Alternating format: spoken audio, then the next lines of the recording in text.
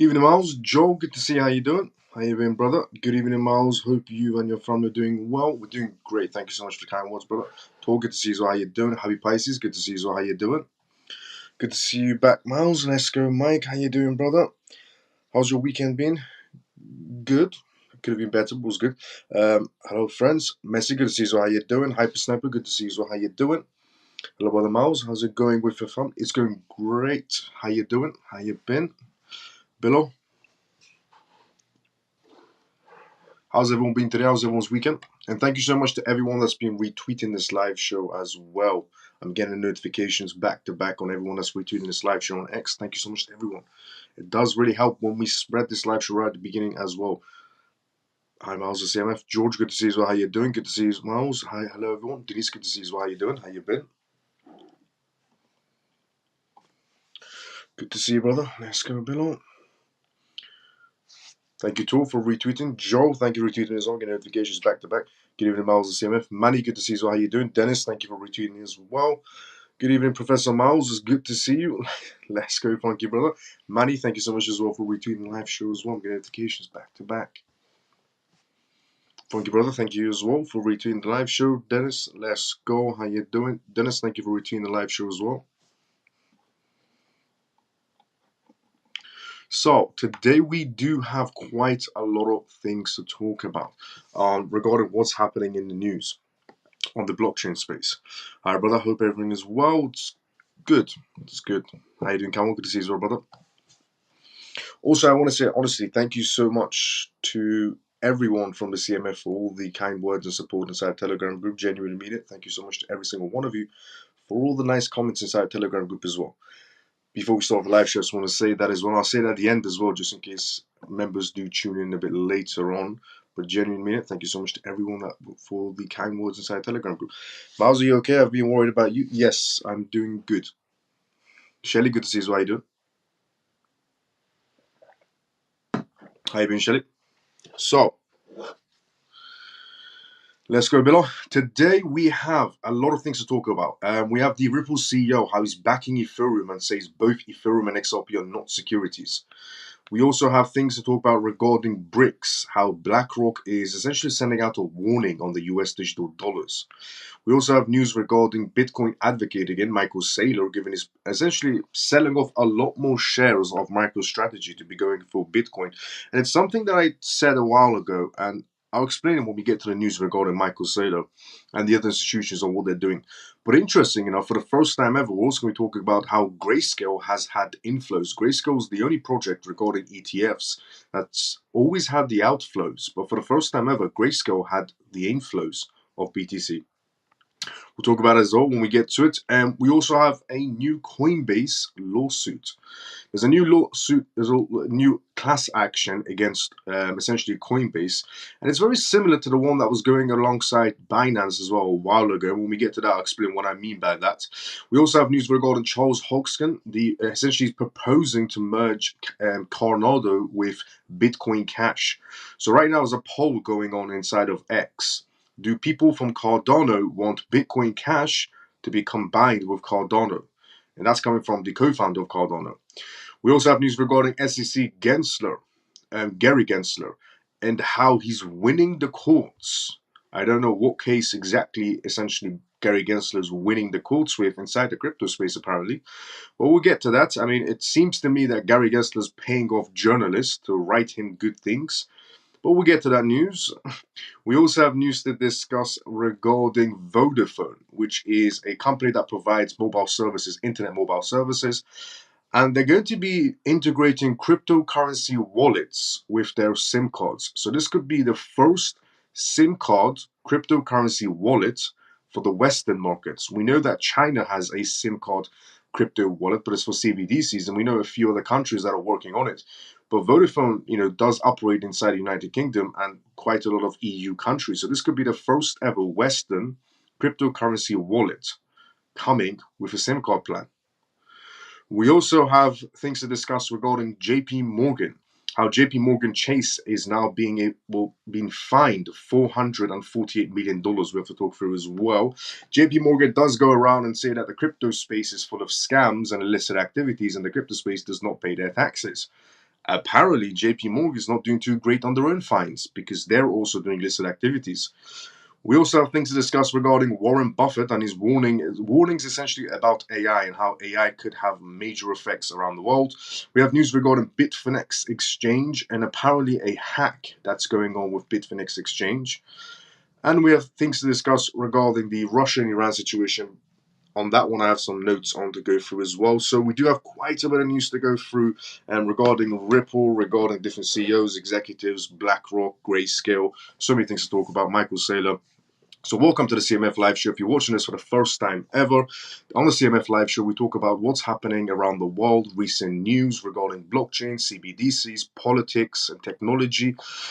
So for the first time you're watching this live show, for the first time, welcome to the CMF Live Show. We also do Q&As, which means if you have any questions, put it down inside the comment sections. This is episode 46 of the CMF Live Show, if 47 of the CMF Live Show. So welcome to CMF, it's just episode 47. I do these live shows every single night, except yesterday there was a family matter going on.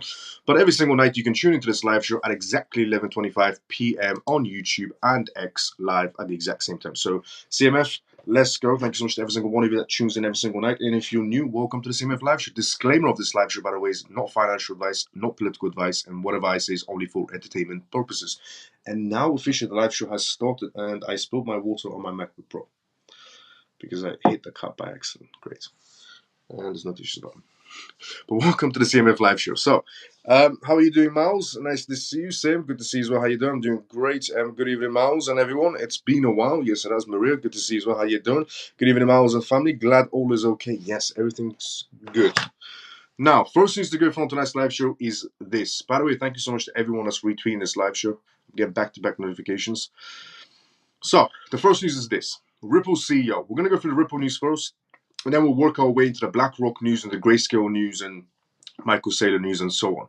So the Ripple CEO backs Ethereum, interesting enough. Now, everybody who essentially owns XRP pretty much sometimes goes against Ethereum because of the Ethereum gate situation and how Ethereum is being backed by politicians, let's say in some scenarios, or government entities. However, a different perspective has been taken this time around. Ripple's CEO is backing Ethereum and says that both Ethereum and XRP are not securities. Ripple CEO Brad has once again criticized the Securities and Exchange Commission (SEC) stance on cryptocurrencies. During a fireside chat on the XRP Las Vegas 2024 event, Brad asserted that neither XRP, the digital asset majority distributed by Ripple, nor Ethereum, ETH, should be regulated as a security. SEC scrutiny and Ripple's legal status. The Ripple CEO comments arrive mid Ripple's ongoing legal battles with the SEC. The agency filed a lawsuit alleging that XRP constitutes securities, a claim that Ripple has consistently denied. With a federal judge ruled that the digital asset is not a security, the court did not find that Ripple violated laws by offering the sellings of XRP to institutional clients. Brad extended his commentary to target SEC Chairman Gary Gensler, describing him as unethical regarding his commission's handling of cryptocurrency regulations. Ethereum's regulatory landscape, the SEC also scrutinizing Ethereum with an active investigation into whether Ethereum transactions might qualify as an investment contracts, potentially subjecting essentially the cryptocurrency to securities regulations. However, unlike XRP, Ethereum has never been explicitly labeled as a security by the SEC. Consus Inc., a software company founded by Ethereum co-founder Joseph Lubin, has essentially been sued by the SEC as well, primarily for challenging the SEC's authority to regulate Ethereum. Consus argues that Ethereum lacks a hallmark of security and cites previous statements from former SEC Director William Hinman supporting his position. Market performance aimed essentially major uncertainty, let's say, for both of them, but I don't see that in any sort of a way. But Ripple's XRP token has faced significant selling pressures, dropping by over 10% year to date. According to data from CoinMarketCap, XRP currently trades at an average price of 53 cents. Ethereum, on the other hand, has experienced an impressive growth this year, essentially appreciating by over 39%, but it's only because Ethereum has not been in battling a lawsuit while Ripple has. This isn't the first time Brad has backed Ethereum following a positive court outcome for Ripple in March. He expressed confidence that the SEC will ultimately fail to classify Ethereum as a security. That is correct. Brad did a very, very, very long time ago essentially state that somewhere down the line, Ethereum is going to be scrutinized by the SEC as well. Brad did say this a very long time ago. But however, he's still backing Ethereum. The battle over cryptocurrency regulation is far from over, and Ripple lawsuit with the SEC continues to be closely watched. The legal and regulatory outcomes essentially for XRP, Ethereum, and the crypto industry at large remains uncertain. Well, when you have somebody like Gary Gensler in charge of what's going to be happening regarding regulations and who's going to be scrutinized, yes, there could be uncertainty in the way, but thank God we have judges. Because imagine if Gary Gensler's word was final. So thank God we have a legal system where things have to pass through judges and lawyers before things get implemented. Because if it was just Gary Gensler saying this and that and it had to be confirmed on the spot, then no progress will ever be made. So thank God we have judges, and those judges have brain cells, unlike Gary Gensler. The next news to talk about on tonight's live show is this: BRICS. BlackRock issues a huge US dollar warning. As BRICS de-dollarization mission continues in 2024, investment management company BlackRock has issued a major warning about the US dollar. The company is warning investors with cash in reserves to start moving some of its bonds. According to BlackRock report, the bond market has seen some volatility aimed uncertainty around interest rates. And the Federal Reserve's monetary policy on Friday, the 10-year Treasury yield briefly fell below 4.5%. The drop came following weak job reports for April and a surprise tick higher than unemployment rates. This is what was said, word for word. It's the time to start migrating back to fixed income, especially with yields at these levels, said Steve, global co-head of iShares fixed income ETFs and co-author of BlackRock's paper. With the Fed still working in uncertainty, the market is nearly impossible to timetable correctly. Bonds have historically essentially delivered the strongest performance during hold periods, according to BlackRock. Hence, the investment managers advise using bonds to protect the US dollars.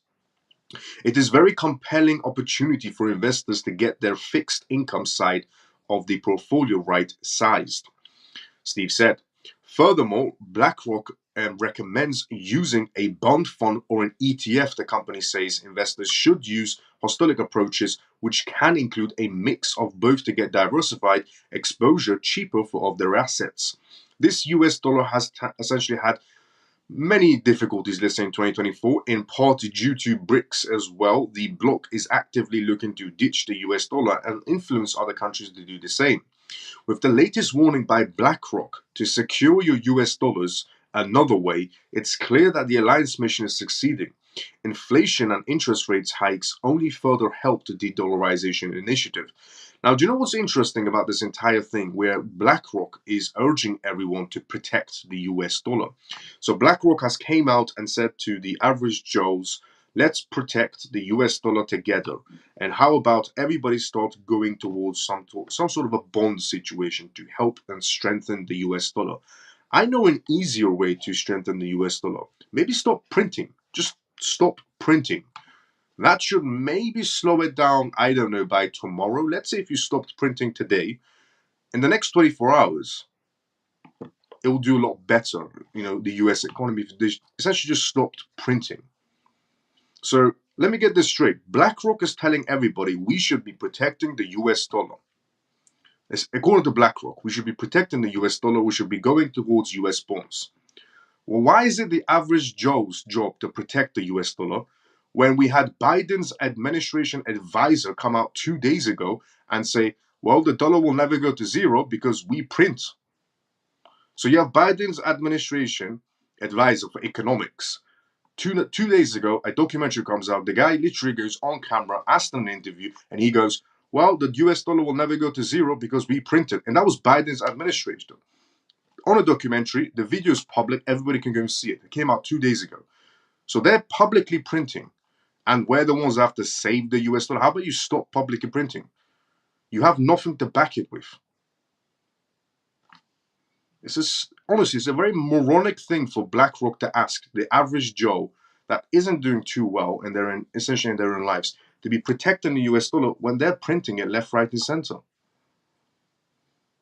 And interesting enough, how BlackRock isn't telling the average Joe to, if you want to go a hedge against the US dollar, go for our Bitcoin, BTC fund. So that they're not telling the average Joe, you know, go against inflation, go for our BTC ETF. They're actually telling the average Joe, go and protect the US dollar. So what? You can go and buy BTC ETFs, and then the average Joe goes and protects the US dollar, the one that's been printed unlimited. Good plan, BlackRock. I don't know what moron is going to go, yes, BlackRock is telling the truth. I should be protecting the US dollar while BlackRock gets more money coming into them regarding their BTC ETFs.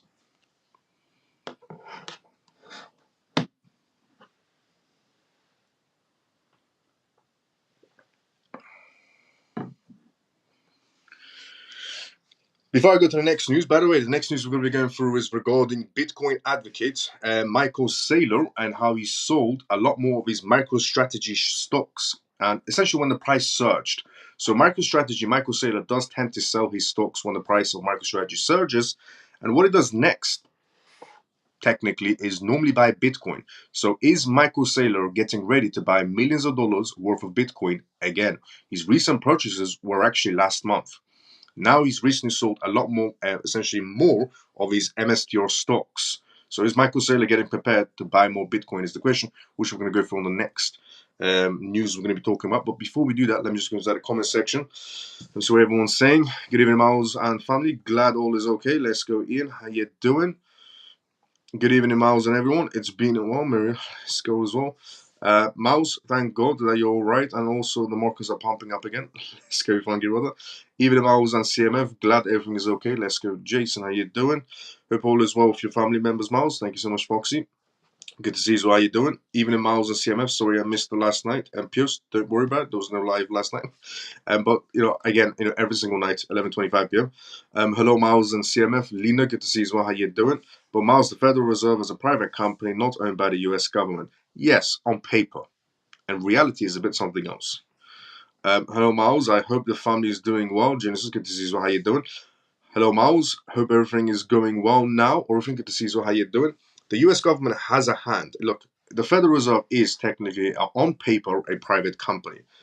But there's nothing taken out the equation that the US government also has a hand in what, let's say, makes the US economy operate. What makes the US government operate is money. Now, the Federal Reserve, technically on paper, is a private company, but there's nothing drawing the attention away that the US government also has a hand in the printing going on. Because the Federal Reserve keeps on green lighting a lot of it, a lot of things that the US government wants. The US government wants more money to be sent to Ukraine. The Federal Reserve machines get printing money. The US government wants to send more money to different types of countries, Taiwan or whatever. And they've been sending billions of dollars and millions of dollars to many different countries. But every time the US government wants more money, the person that's in charge of printing it, technically on paper, is a private company. But somehow, always, what the US government wants, the US government gets from the Federal Reserve. If it's a private entity, they've never really said no to them, is what's odd. This private entity, which prints all the US dollars, has never said no to the US government. The US government says, we want to send $2 billion to Ukraine. No problem, we're printing. We want to send $5 billion. No problem, we're printing. So it's very odd. As a private company, they have no voices. They want more. They say no problem. Very odd. Seems like everyone's always on the same page. So almost like they're all sitting at the same meeting table as a company board members. Even if I was a CMF, Semper, good to see you. How you doing? It's a bit odd on that one as well. Whenever they want more, it's always ready for them. That private entity has never rejected them. Do you think we'll get a settlement between Ripple and SEC tomorrow? It's a big of an ask, to say. What I would say is Ripple will, this year in general, as I said, Ripple this year, the case has to come to an end. There's nothing else to battle on forward with. There's nothing to battle on with. So the case will come to an end this year. Now, the case come to an end May 6th, exactly on the dot. Probably not. If it does, amazing. Honestly, if it does, May 6th, somehow by some miracle comes to an end, brilliant. But I did say about 2 weeks after May 6th, we should get some sort of results coming in. But this year in general is what I said. The case has to come to an end. There's nothing left from this case. They're just milking the Ripple and SEC case. There's absolutely nothing left. It's just now final verdict. And neither party is going to be appealing it. Either party. So if, for example, Ripple has to pay, a small fine, they'll pay it. They're not going to appeal it. And if the SEC, if Ripple pays their fine, the SEC is not going to be appealing it on why they're paying such a small fine. Everybody walks away. The case is finished. Case closed. Nobody's going to be appealing from either side because nobody wants this battle. Not the SEC. Neither does the SEC want this battle to resurface as Ripple versus SEC 2.0, and neither does Ripple want this battle to continue forever as well. Both of them will drop it. So no matter what the judge says, the judge could turn around and say, you're paying this much. The SEC might be expecting $2 billion, but they're never going to get it. Just throw numbers out there hoping it lands. Ripple's probably going to be paying a small amount of fee. They will pay it and they won't appeal. Ripple will not appeal and say, why would we have to pay this much? They'll just pay it. So it's case closed. The SEC will not be appealing and saying, why are they only paying so much little? Either party will take whatever they can get so they can close this case. Believe me, neither party is going to be going for the appeal button. Ukraine, because they know the outcome from the first round. Ukraine will keep getting US money as long as Sleepy Joe keeps treating it like monopoly money, pretty much. Bank of England is also a private company as well. Technically, yes, on paper again. But again, the Bank of England is very coordinated with the UK government. A lot of these centralized banks are, they do operate sometimes as private entities, but they're very coordinated with the people that want the money. For example, the US wants more money, the Federal Reserve, no problem. The Bank of England, the UK wants more money, the Bank of England, no problem. They're all very coordinated for being separate entities. It's odd, very odd. So do you think that SEC will accept a 10 million offer from Ripple? Well, no, because Ripple's not going to be paying that much either. They're going to be paying, a little bit higher than that, I would have to say, but I don't think they're going to appeal it in any sort of a way, because there's absolutely no point of the SEC appealing it, because they know what the verdict's going to be. It's not going to be anything they like. Neither party is going to like the verdict, but both parties can walk away knowing that this S show is behind them now and they can move forward. So neither party will be appealing, because if the SEC even tries the appeal will get rejected by any judge. Because I don't think anybody wants this in their court scenes anymore. And also it's because of the market narratives. The narrative this time around is banks, regulations, and institutions. So even if the SEC appeals, they're not going to get the narrative they wanted. So if they appeal, they're going to get rejected. The Fed lends the US government money at the set interest rate, which is then paid back by the taxpayers. Pretty much, yes. But they're very coordinated on the payments. Good evening, Miles. I trust everything is good with your family matter. Yes, everything's doing great, Iman. How you doing? Good to see you as well. And the next news to go through on tonight's live show is this. Bitcoin advocate. Okay, I understand. Thanks, Miles. No problem, Joe. Anytime, brother. And the next news to go through on tonight's live show is this one. Bitcoin advocate Michael Saylor has essentially sold more of his MicroStrategy stocks when the price decided to surge. What lies beneath Michael Saylor's stock sale amidst MicroStrategy's price surge and Bitcoin's Bitcoin's halving that recently passed? The 59-year-old crypto billionaire Michael Saylor has strategically sold 370,000 shares of his own company, such as MicroStrategy MSTR stocks, during an 80% price rally, netting $372.7 million. Saylor's moves amidst MicroStrategy's soaring valuation and Bitcoin's BTC hovering event what is their note. Michael Saylor's stock price strategy. Michael Saylor, a vocal supporter of cryptocurrencies, executed a planned sale of MicroStrategy shares using a permitted, essentially stock sale plan established last year. This move accumulated to 370,000 shares, considered with MicroStrategy's significant stock price surge. Impressive valuation growth. MicroStrategy's stock price has soared by nearly 80% since 2024, reaching $1,215 per share and boosting the company's market capitalization to approximately $22 billion. Michael Saylor's sale reflects a strict response to MicroStrategy's remarkable valuation growth in recent months, market conditions, and the halving event that recently happened. Saylor's actions align with the heightened Bitcoin interest driven by ETF approvals and an upcoming halving that recently passed. Analysts anticipate positive outcomes for MicroStrategy (MSTR), aimed these market dynamics, citing historical trends favoring Bitcoin after halving events. Leveraged Bitcoin play. MicroStrategy's MSTR is viewed as a leveraged Bitcoin investment vehicle, capable of raising substantial capital for further cryptocurrency ventures. Saylor's advocacy for the company underscores the strict positioning within the crypto landscape. Prospects for post-halving events that recently the halving that went. Experts remain optimistic about MicroStrategy's MSTR future, drawing parallels to historic data indicating positive price correlations for Bitcoin flowing essentially so far. As a prominent holder of Bitcoin BTC, MicroStrategy's MSTR is poised to capitalize on potential market opportunities. So, the one thing that we do know is that Michael Saylor is back to his old tricks, which is selling MSTR stocks. Now, Michael Saylor typically will sell off MSTR stocks for most likely buying more Bitcoin. That is what he's done if we go according to historic patterns, essentially, or historic movements in this instance, is what Michael Saylor does. Michael Saylor sells off his MSTR stocks when the price does a little bit of a an upsurge. Even if it's 1 to 2%, he'll sell off. And he typically ends up buying BTC. Now, interesting enough, of Michael Saylor lining up to do this, Grayscale. Grayscale's GBTC. Now, if you don't know what regarding Grayscale, Grayscale is obviously one of the biggest ETFs out there. Obviously, the biggest would have essentially be BlackRock's IBIT, essentially.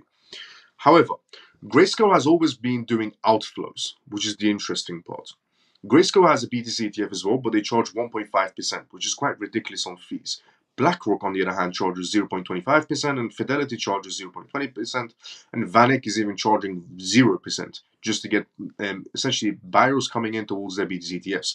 Now, in this instance, Grayscale has had their first ever positive inflows from a company that since day one, their ETF has essentially been having outflows.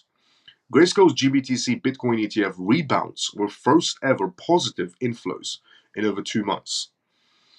Overview of Grayscale's GBTC ETF turnaround. After a challenging period marked by 78 days of continuous outflows, 78 days back to back, Grayscale has only been having outflows regarding their BTC ETFs. Just outflows, never inflows, just outflows back to back. After 78 days, Grayscale's Bitcoin Trust ETF GBTC experienced a notable reversal with $63 million in net flows. As reported by Foresight, this change signals a positive shift in investor sentiments and market dynamics within the cryptocurrency investment landscape. Comparative inflows across major Bitcoin ETFs.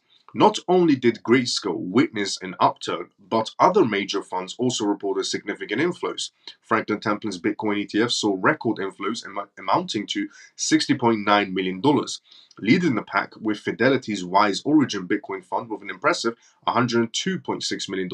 Close behind, the Bitcoin Wise Fund and Invincigo Galaxy Bitcoin ETF recorded $33.5 million and $33.2 million, respectively.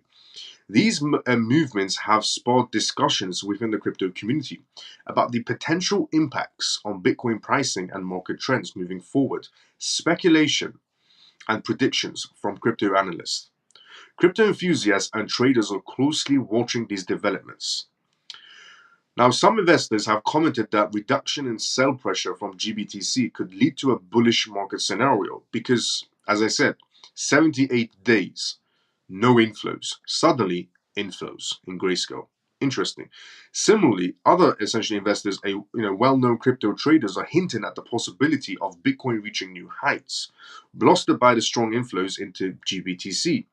Meanwhile, other investors and analysts are highlighting the immediate response of Bitcoin's price to the inflows and several essentially factors behind the recent outflows. Several factors contributed to the previous outflows from GBTC. The high fees of 1.5% compared to the other ETFs, which were offer lower fees.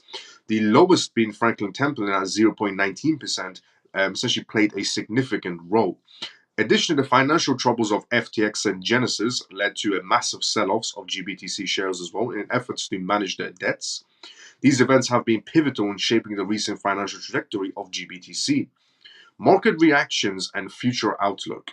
The market's reaction to these inflows and the broader implications for GBTC and other Bitcoin ETFs are being closely monitored. Analysts like Eric, which is a Bloomberg analyst, and Eric has been quite right on market moves. He's an ETF analyst from Bloomberg. He's always been quite right on market movements. So Eric and the analysts from Bloomberg have suggested that a significant reduction in outstanding shares might be necessary to stabilize and potentially reverse the trend of outflows. With the market at a potential tipping point, all eyes are on how these funds will perform in the coming months, especially with the ongoing adjustments in the cryptocurrency sector. Now, do you know what's interesting? Many things that are interesting about this article, but one of them is also that Eric mentioning in the coming months. Now, I shared 2 nights ago on this live show that BlackRock and essentially Robert, the head of digital assets from BlackRock, mentioned that in a few months there's going to be an immense amount of money coming into the crypto space from all different types of funds. And obviously they're going to be headed towards ETFs, or they're going to be spread into crypto assets. Not just ETFs, but other than ETFs, in other words. So BlackRock did mention about 2 nights ago, Robert, the head of digital assets from BlackRock, did mention in about a few months, in the coming months essentially, there's going to be a huge amount of money coming in towards the crypto space from pension funds and so many other different types of funds. Then we have Eric now talking about how in the coming months, we could essentially, Eric talking about how we're at the tipping point, and in the coming months, we could be essentially on the upside, which aligns with somewhat of BlackRock's Robert said of head of digital assets regarding the coming months. Also, with the several factors of 78 days of back-to-back only outflows, Grayscale has only had outflows 78 days back-to-back because of their ridiculous 1.5%. And obviously the FTX situation, which was a court case in New York, where essentially they had to cash out about 1.9, 1.3, 1.2 billion dollars worth of Grayscale's essentially shares, which did impact Grayscale as well, which could have led to the outflows. But those other scenarios of why we had Bitcoin outflows only from Grayscale, mainly because they locked in everyone's Bitcoin before the ETFs ever came out. And then obviously the locks came off and everybody started to sell, and nobody's going to buy that 1.5% fee. So many reasons why Grayscale have outflows, but for the first time ever, they've had inflows. And it goes back to something I said a while ago as well. A while ago, I said that institutions seem to be coming into this space in a dollar cost average type of situation. Now, if anybody remembers me saying this from the CMF, I said this a while ago, that institutions are coming, into the space, and right now it looks like they went back to their old trick, which is push the market slightly down and then buy into it. Push the market slightly down and buy into it. It's almost like they're dollar cost averaging into it, because we do have the markets pumping slightly and then stabilizing a little bit down and then going a little back up again. It almost does feel like again the institutions are dollar cost averaging, but they're only dollar cost averaging when they push it down slightly. So they push it down slightly and then go back into it. Push it down slightly and then go back into it.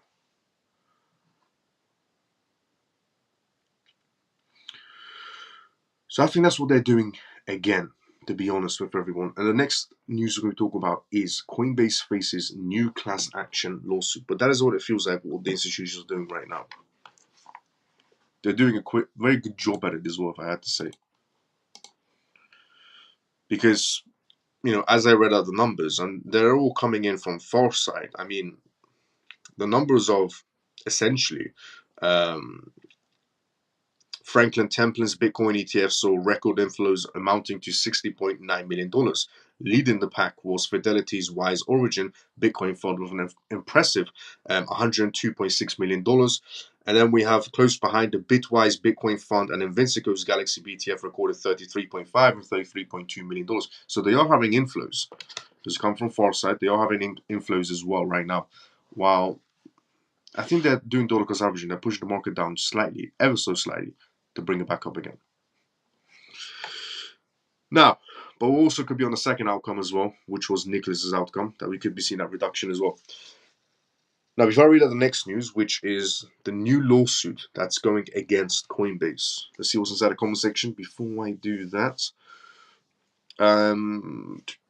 Here we go. And covered also by the US bonds and glyphs. Yes. Miles, please, can you tell me you think it will be over regarding the case? When do I think Ripple versus SEC will be over? This year. This year, Ripple versus SEC has to come to an end. There's actually nothing left on this battle case between Ripple and SEC. Apologies about that, everyone. Now, Coinbase. So we know that the SEC is against Coinbase. The SEC is suing Coinbase. Now we have a new lawsuit. Coinbase is facing a new class action lawsuit. Significant developments continue in the cryptocurrency markets regarding legal regulations.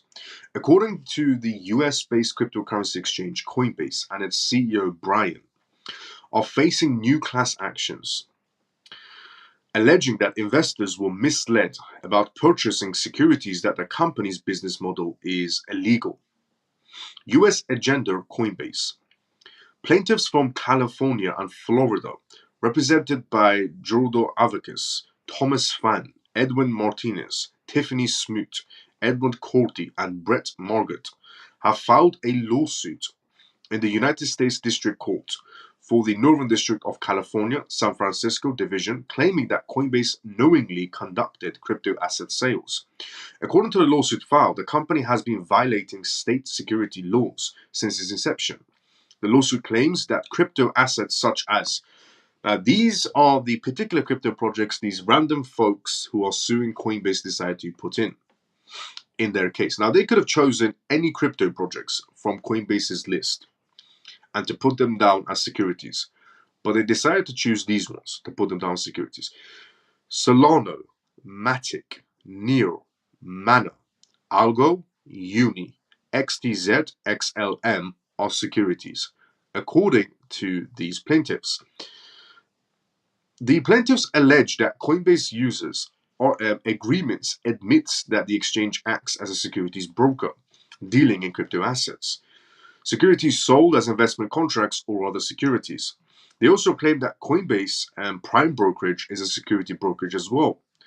The plaintiffs are demanding a full cancellation through a jury trial, legal damages under state law, and primarily injections. Now, the reason why they want a jury trial is because typically people who go to a jury trial want to,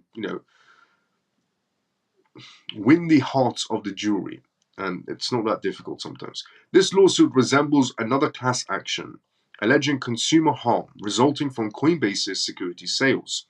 Coinbase has defended that secondary crypto asset sales do not meet the criteria for securities transactions and has not contested the appropriateness of security regulations.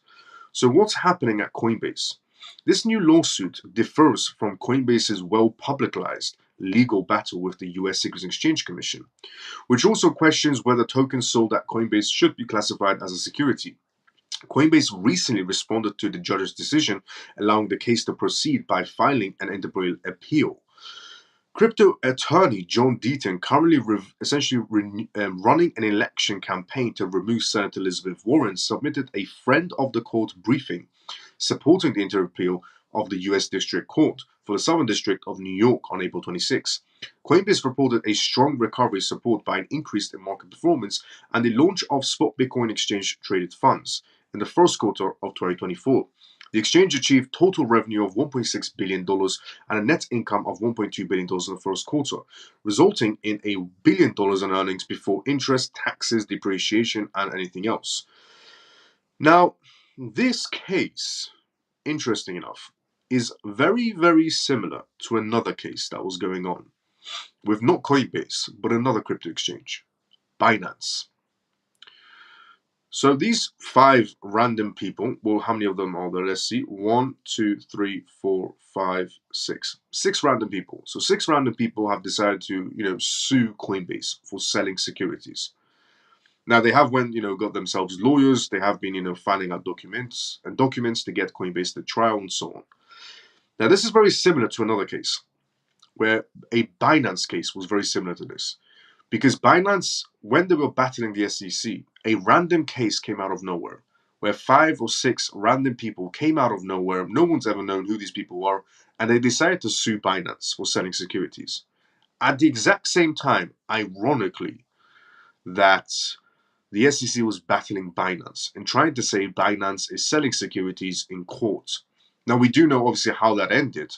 It wasn't the SEC being victorious, it was the CFTC. The reason why Binance is getting charged $4 billion and CZ going to prison and paying $50 million is because of the CFTC, not the SEC, because the SEC couldn't achieve anything. They couldn't close the case at all. The CFTC had to step in.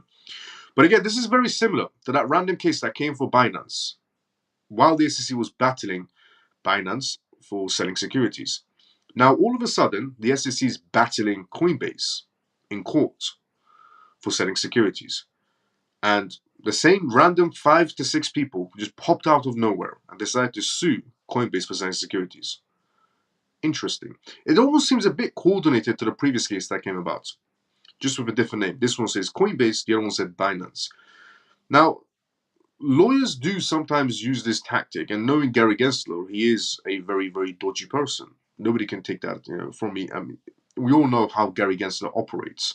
Debit book case, the debit book case should give you a verification of, how does Gary Gensler operate the SEC? Not that good because they lied to a federal judge. Now, putting that to one side, I think Gary's doing his old tricks again.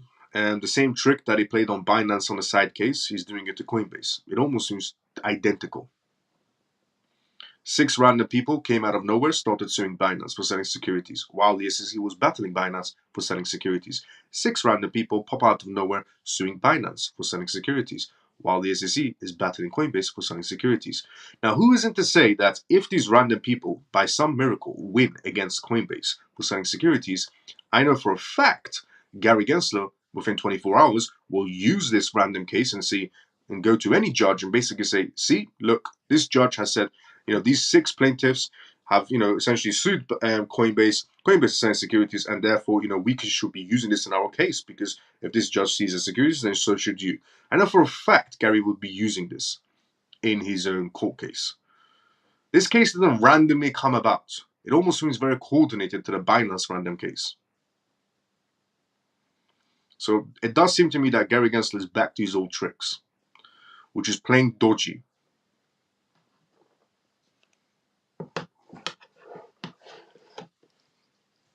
Very odd.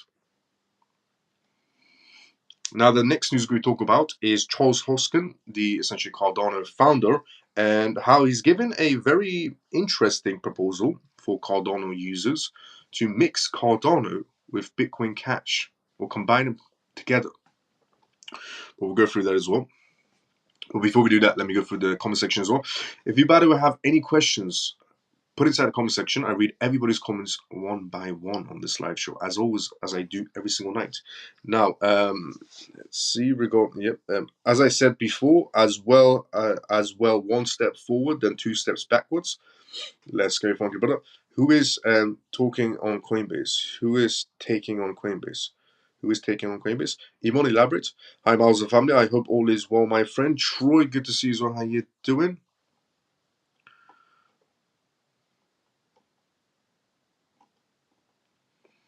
How you been, Troy?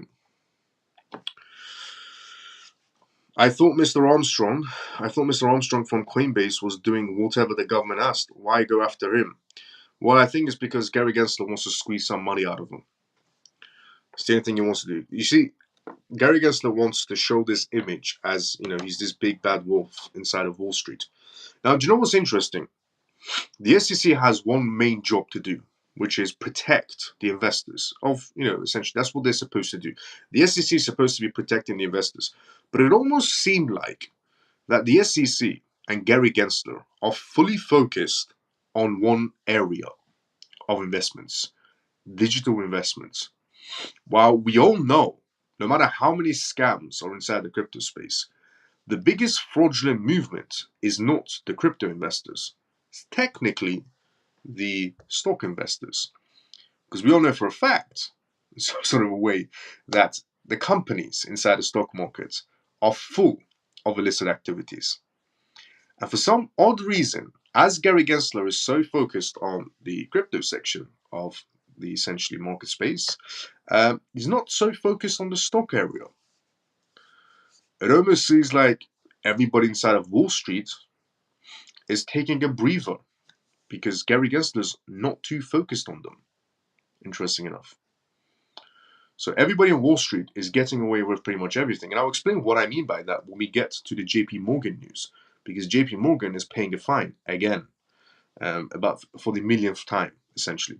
But there's also a lot more illicit activities going on inside of Wall Street that the SEC is not paying attention to because they're too focused on the digital space.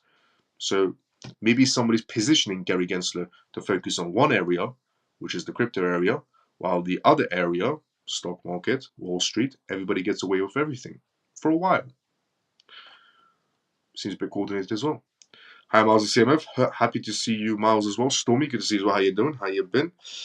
Binance issues more about CZ not following KYC. He didn't sell clients dollars like SPF. Yeah, he didn't sell clients dollars like SPF. That's why I respect CZ. CZ never sold anybody's assets, and I've always respected CZ. And I always will respect CZ. He's an absolute mega entrepreneur, incredibly intelligent person, and he's always done the right thing when it comes to CZ. I've always respected him, and I always will respect him. And it's true. Yeah, he's never stolen people's clients like Sam Beckman. Sam Beckman has no shame. And regarding, Binance issues were more about CZ, that is correct, but they're also about the SEC at the early days going after Binance for selling securities. And then we had this random 6 people come out of nowhere, start to sue Binance as well for selling securities. Are these 6 people government shells? They seem like it, Ian, I'll be honest with you. Do you think Gary Gensler is, but yeah, I agree with you, Happy Pisces, regarding he's never sold anyone's assets, and they were focused on CZ quite a bit, yes. But they got more money out of Binance, which was 4 billion. And it's only because they didn't have the proper licensings and they weren't selling securities at the end. Do you think Gary Gensler is on the commission-based plus wages? Do I think Gary Gensler is on the commission-based plus wages? Well, he has to be. Because nobody's this motivated for their job. I get it if you're, eagerly, motivated for your job, but Gary Gensler seems too motivated. Extremely motivated for protecting investors. Is that way, and I know that's his job, but let's just be honest. How much fraudulent behavior goes along in Wall Street 24/7? And this man is only focused on the smallest market space ever. Wall Street is about this big, crypto space is about this big, and Gary Gensler has put all of his focus into this small market, while this market is pretty much not being looked into by the SEC, which is Wall Street. This is Wall Street, crypto market. Gary Gensler focused on the crypto markets. Everybody else on Wall Street is pretty much getting away with everything they wanted to. Is it that way they want a jury to show them this? Yes, that's the only reason they want the jury. Gary is a weasel and greedy, just wants money. I agree. Thank you, Miles. Answered the question about Coinbase, no problem, Emon, anytime. But yeah, I agree. Facts. Fuck you, brother. Gary, essentially being a weasel, yes, facts. Being greedy, yes, facts. Now, an interesting proposal is being made by Charles Hoskin, the founder of essentially Cardano. The proposal, announced through an X, formerly known as Twitter, poll, seeks public opinion on integrating Bitcoin Cash as a partner chain within the Cardano ecosystem. Hoskin Initiatives aims to utilize the useful proof of work LEOS, a non-interactive essentially proofs of work of NIPOL-WS and a Ego technology to create that would be potentially the fastest and most efficient proof of work chain in existence. Cardano, known as the scalability and the lack of venture capital's backing since inception in 2017, stands to enhance its capabilities significantly through this integration. The proposed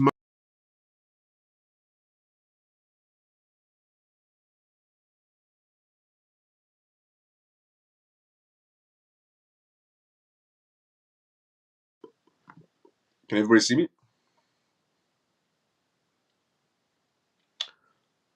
Throw a thumbs up in the chat if everybody can see me. Because I got a notification, it said signal lost for a second. Can everybody see me? Yep, we're good? Okay. I just got a notification, signal lost for a second, that's why. Yep, we're back, let's go. Susie, evening all. How you doing, Susie? Good to see you as well. Perhaps he's doing what they tell him, making everyone confused. Yeah, I agree. Gone dog, not again. We're good. Let's go. Yep. Okay. So, yep. Let's go. Thank you for your favor, Ian. Thank you, Jason. Thank you, Susie. Good to see you as well. Thank you, brother. Let's go, Susie. Let's go. Happy Pisces. Let's go. And is trying to squeeze every dollar possible. It does seem like it, yes. Gary Gensler does seem to be trying to squeeze every dollar possible, without a doubt. Yes, I agree.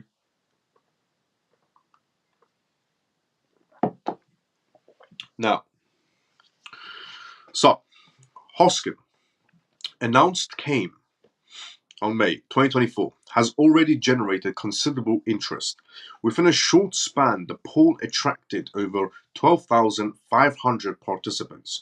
The primary result showed as a strong lean towards approval, with 66.3% favoring the integration. The final decision will be revealed after 6 days of further voting. Bitcoin Cash, which originated as a fork from Bitcoin, was initially championed by Roger Ver. It was designed to address some of the limitations of Bitcoin. Since then, it has been a pivotal player in enhancing blockchain functionalities, particularly in DeFi sector. This potential merger is viewed by many as a strategic move towards enhancing blockchain interoperability. The community's response to the poll will play a crucial role in determining the feasibilities and timings of integration. So we could possibly see the day where Bitcoin Cash is being implemented on the Cardano chain, which does help Cardano, get adaption essentially coming into it. Quite a lot of high adaption. If it is able to establish that networking. Now, Cardano has struggled in the past with networking. We've seen that multiple times. The most embarrassing part of Cardano was when the founder of Cardano in 2023 went to open up a bank account and they rejected him. Now, and I said this, if this was any other CEO of any other major blockchain out there, so if Ripple's CEO went to a bank and decided to open up a bank account, they would never reject Brad. They will never reject David Schultz or Chris Lawson or lots of other CEOs of different companies. And Cardano has struggled in the past on not only landing the partnerships they need, but also not saying they don't have any. Of course, they have some partnerships, but also doing the basics of opening a bank account. Now, I do hope. And I also do see a future for Cardano. Let me just put that out there. I do see a future for Cardano. I do see it, being around and so on. But this is definitely going to grow the adaption rate that Cardano needs, without a doubt. It's definitely going to show the adaption it needs. Now, the next news we talk about is SEC Gensler turns the tide against crypto in courts. Now, this article must be for comedy purposes, because when I read this article, that's written by this well-known journalist. So this well-known journalist has written an article praising Gary Gensler from the SEC. To me, it seems comedy, because if you're inside the crypto space, you know what Gary Gensler has done, which is achieve absolutely nothing and waste everybody's time, waste every project's time and every crypto platform's time. And he hasn't came out with a single regulation and hasn't won a major case. The CFTC won the Binance case and so on and so on. So to me, it almost seems like a comedy scene when I read this article for the first time, which is SEC Gensler turns the tide against crypto in courts. It does seem like the journalist might have been paid off by Gary Gensler, but we'll get to it after I read inside the comment section. So let me see what's inside the comment section. I'm going to read that article next. How high can Teller TRB go, please? How high can Teller TRB go, please? I don't know what the recent developments are. So direct message me. I'll take a look into it, give you comprehensive feedback. And obviously, I don't charge any money. I'm completely free of source. So direct message me.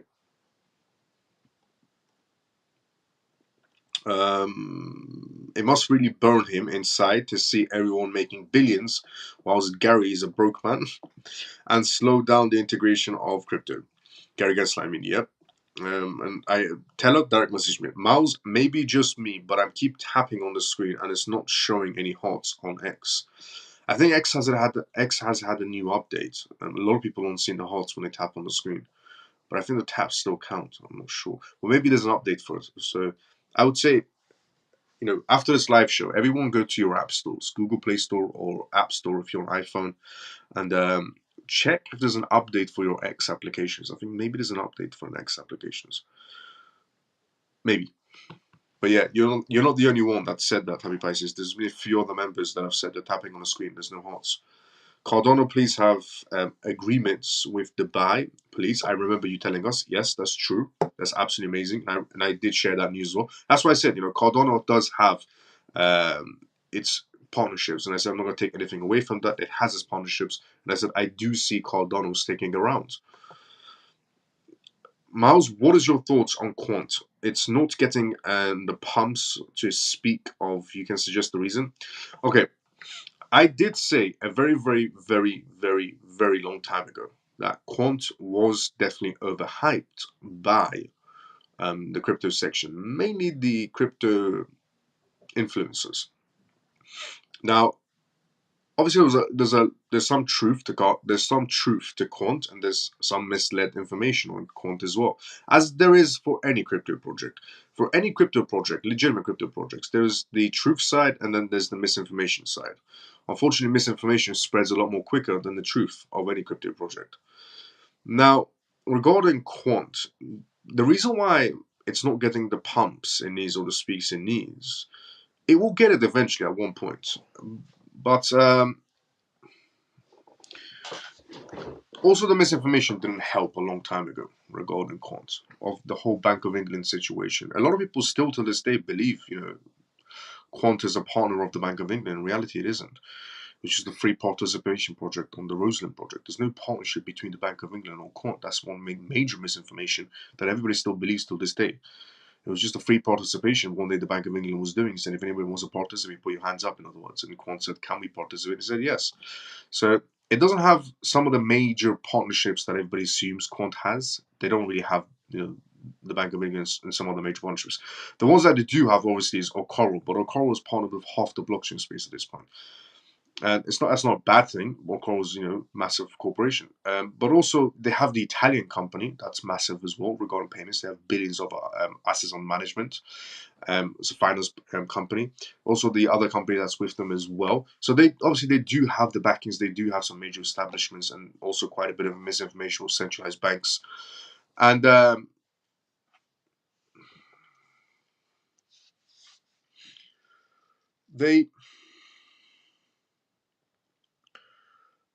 here's the thing.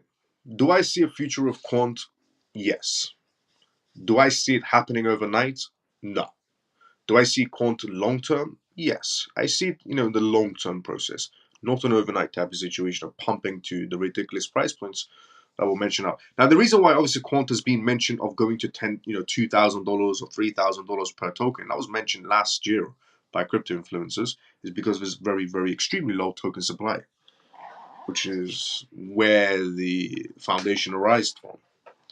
Because it's got a low token supply, therefore it's bound to go to $2,000 to $3,000. Now, is it going to go to those price points? I would say consider variable change. So that doesn't mean yes or no, it just means consider variable change. Does Quant have a future? Yes. Does it have established partnerships? Yes. Is there misinformation sometimes around it? Yes. But in general, it'll do well, just not an overnight type of situation. Hi, Miles. How long would you expect it to be before XRP to be £1? This case needs to be done with before XRP even sees, anywhere near £1. But this case is going to end this year. Thoughts on Ethereum, proof of work, will this go up or down? Proof of work, Ethereum, will this go up or down?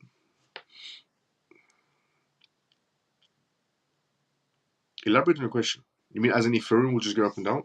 You can't see or respond to anybody comments on X. It's not like before. You can see who was on X and who was on YouTube. They must upgrade something. Okay, maybe that's the updates. Okay, I will send you your virtual hearts and the whole family. Thank you so much, Happy Pisces. Let's go. Rosalind Group, I saw a video they put out talking about a partnership with a Bank of England. They're taking advantage of the beta test. Yes, I've seen the videos as well regarding the Rosalind Group. with the Bank of England, Quant being a participant, and a few other projects out there that are not known inside the crypto space because they don't have tokens, but they're in the blockchain space. There's a lot of companies out there that are inside the blockchain space. There are major established corporations that are working with these banks and institutions, and they don't have tokens. So even the Rosen project has a few of those partnerships as well. I believe that C Hill had a big part to play in everyone believing that Quant was in the banks. C Hill, okay, yeah, there was a lot of crypto influencers back then saying that Quant is going to go to $1,000 or $2,000. There was no rational explanation behind Quant going to $2,000 to $3,000. The only rational explanation everybody had, in their own opinions, because it wasn't rational, it was just in their own opinions, was the Bank of England partnership, which it wasn't. It was a participation. Everybody needs to get the words corrected.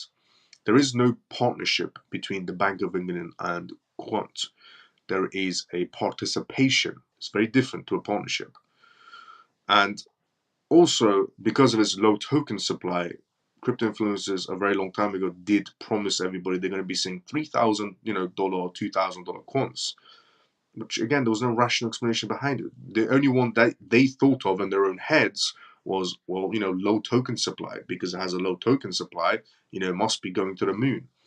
That's also incorrect. There's a lot of projects out there with a low token supply that haven't moved. But in general, it's a good project. It's well established. It has good partnerships. It has a good participation going on. And it's not an overnight type of situation. If it wants to be in the finance game is a long-term play. If you're inside the crypto space in the finance category, you're in the long-term play, and you're looking for generational wealth. You're looking for the type of wealth that will, fix your entire family's incomes, let's say, and families to come, essentially. If you're in the finance category of the crypto space, which is the best category to be in, because to me, as an opinion, not financial advice, it's the safest category to be inside the crypto space, the financial category, because it revolves around money, and well, money is the one thing that makes the world go up and down, essentially, operate. So money going digital, the finance category in crypto seems like the rational explanation when you look at the dealings or partnerships behind them, the PDF documentations.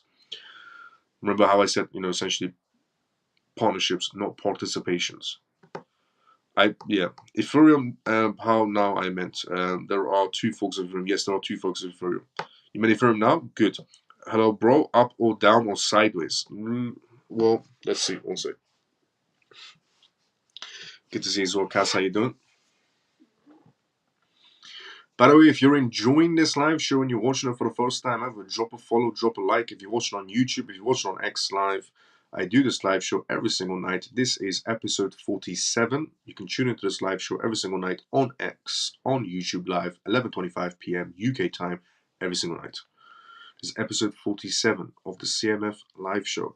I would say a little bit down, sideways, and up is what we're headed towards. Now, this news, the comedy news. To me, it seems like comedy. So, SEC Gensler turns the tide against crypto in courts. So, a well-known journalist has decided to write an article about Gary Gensler and how he's going against the crypto space and he's winning. In reality, Gary Gensler is not winning inside the crypto space. Gary Gensler is living in La La Land, and so is this journalist that wrote this article. But we'll go through it, and it is pure comedy to me. The clash underscores sharply and by the way, just the title, SEC Gensler turns the tide against crypto in courts. I don't know what case they're particularly talking about. The clash underscores sharply different views of crypto. Many regulators see the industry as a rife with corruption. Supporters hail it as the wave of the future. The cryptocurrency industry is counting on the federal courts to survive a sweeping enforcement crusade by Wall Street's top regulator. Wall Street's top regulator. Just, the cryptocurrency industry is counting on the federal courts to survive a sweeping enforcement crusade by Wall Street's top regulator. It almost seems like Gary Gensler wrote this article himself. Sometimes people like Gary Gensler do tip off, journalists, especially well-known journalists, to write them articles and make them look good on the press. But this one almost seems like he typed it out and handed it to him, to the journalist to print it or publish it. But that bet is beginning. A string of legal victories. A string of legal. What string of legal victories has Gary Gensler, had so far? Well, the Binance case, CFTC stepped in, and $4 billion Binance has to pay is because of CFTC. CZ going to prison is because of CFTC. CZ paying $50 billion is because of CZ. I'm saying, what string? So this one we put it to the side. Gary Gensler, apparently this one doesn't attach to your string of strides of victories. The next one, let's say, for example, Ripple. The longest battle the SEC's had inside the crypto space, essentially, we could say. Ripple so far. Ripple has won once, SEC 0. The other case, the SEC dropped it. Ripple 2, SEC 0. The third part of this essentially court battle is going on right now. So this one, he hasn't won either. We'll put that one to the side. Coinbase case. He hasn't won that one either, to be fair. Because if we really look at the Coinbase case, yes, they go on, essentially, and it goes on here as well. Actually, but let's just read it and I'll tell you. So, remember, he's leaving a string of victories. A string of victories. So a string of legal victories by the Securities and Exchange Commission has jolted some of the crypto's biggest players and shaken the industry as it strives for greater credibility in Washington. Judges have recently rebunked claims that the SEC lacks authority to police the market. I'll be honest, the SEC lacks huge authority. They're not good at anything they do. But, Coinbase, the largest US exchange, lost a bid to throw out the charges that is violating the investor protection rules. That is incorrect. The journalist that wrote this article is an absolute moron. And again, it almost does seem like Gary Gensler typed this article out by himself and handed it to the journalist to print it. Because him saying essentially that the judges have recently rebunked claims that the SEC lacks authority to police the reports. Coinbase, the largest US exchange, lost a bid to throw out the charges that is violating the investor protection rules. Incorrect. Coinbase did essentially go to the judge to dismiss the case. Correct. Now, Coinbase was technically battling two cases at the time. The SEC was going after Coinbase and Coinbase Wallet. The SEC then Coinbase essentially said to the judge, "We want to dismiss this case." The judge turned around and said, "Neither party's in the win," and the judge said, "We want to see how this will move forward." So they never said the SEC is in the win and this case has to go through because the SEC has these claims or these evidence. They just said, "We want to see what happens." Not only that, but the judge actually removed the Coinbase wallet from the case. So remember, essentially, Coinbase was battling two technically against the SEC. One for Coinbase Exchange, one for Coinbase Wallet. When they said, "Can we dismiss it?" the judge said, "We'll dismiss the Coinbase Wallet," which they didn't mention in this facade of calling Gary Gensler the top regulator that everybody fears and a string of winnings behind him. They forgot to mention that the Coinbase wallet was dropped from the case when they asked to dismiss it, and they forgot to mention that the judge didn't give the win to the SEC. They just said, "We want to see what happens." So these two major things they forgot to mention in Gary Gensler's string of victories. And a New York judge found the one-time billionaire entrepreneur Do Kwon and his firm liable for fraud. Now, this one's even more funny. And it's interesting how in this major article for praising Gary Gensler and the SEC, again, they forgot to mention the Binance case, which the SEC struggled to win. They forgot to mention the Ripple case, which the SEC struggled to win, and some other cases as well. And they forgot to mention the parts about Coinbase's case. But also, they forgot to mention that the reason why the SEC won the Do Kwon case is because Do Kwon wasn't in court. Do Kwon is still sitting in another country. The guy wasn't even in court to battle his case. Yes, he is, essentially being extradited maybe to South Korea first before he makes it over to the across the pond to the United States. But the guy wasn't even in court. So let's just get this straight. The only case this SEC, Gary Gensler, with the string of victories apparently he has inside the crypto space, the only case he's technically won is the only case where the person didn't come up to court. So he had nobody facing him and just him. And the judge, obviously, what they're going to be saying, no, Do Kwon is the winning side. The guy's not even there to support his own claims. Only the SEC turned up to the court case. So the only case the SEC, Mr. Gary Gensler, with his string of winnings, has behind him is the one case the defendant wasn't there.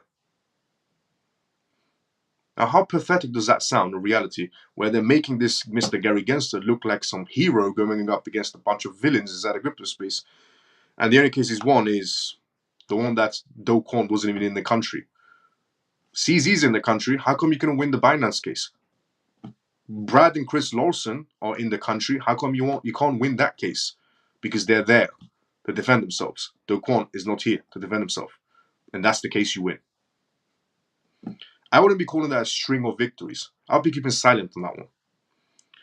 Now the crackdown is about to expand, with the SEC preparing for a new round of lawsuits. The SEC just keeps winning.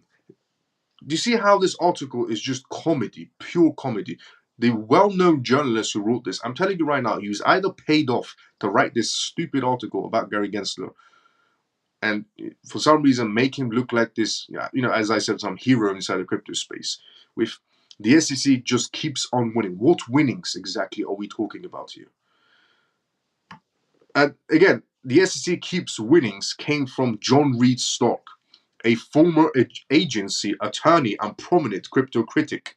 The law is catching up. Again, John Reed Stark, a former agency attorney and prominent crypto critic. The SEC just keeps winning. What winnings, John Reed Stark? What winnings are there? Please tell us, what are the major winnings the SEC has had inside the crypto space? Second, on your other comments of quote by quote, the law is catching up. Which law? We don't have a single regulation from the SEC. Which law is essentially, which regulation, or how is the SEC catching up in any instance? Again, the Binance case, $4 billion, not the SEC. Ripple, 2-0. Which law, which case, which winnings?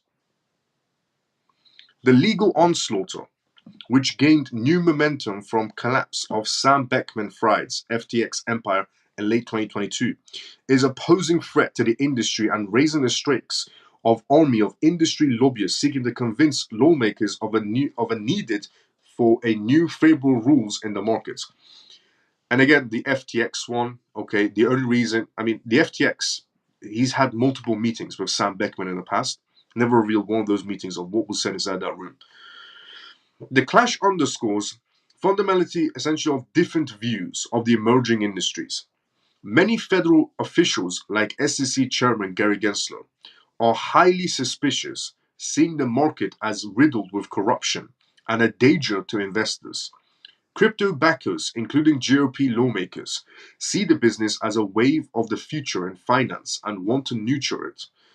More and more going to see the industry willing to be fighting, essentially, said Lawden Stewart, who was in the crypto enforcement attorneys at the SEC until earlier this year. These are extensional issues for them. The Department of Justice has also stepped up the attacks.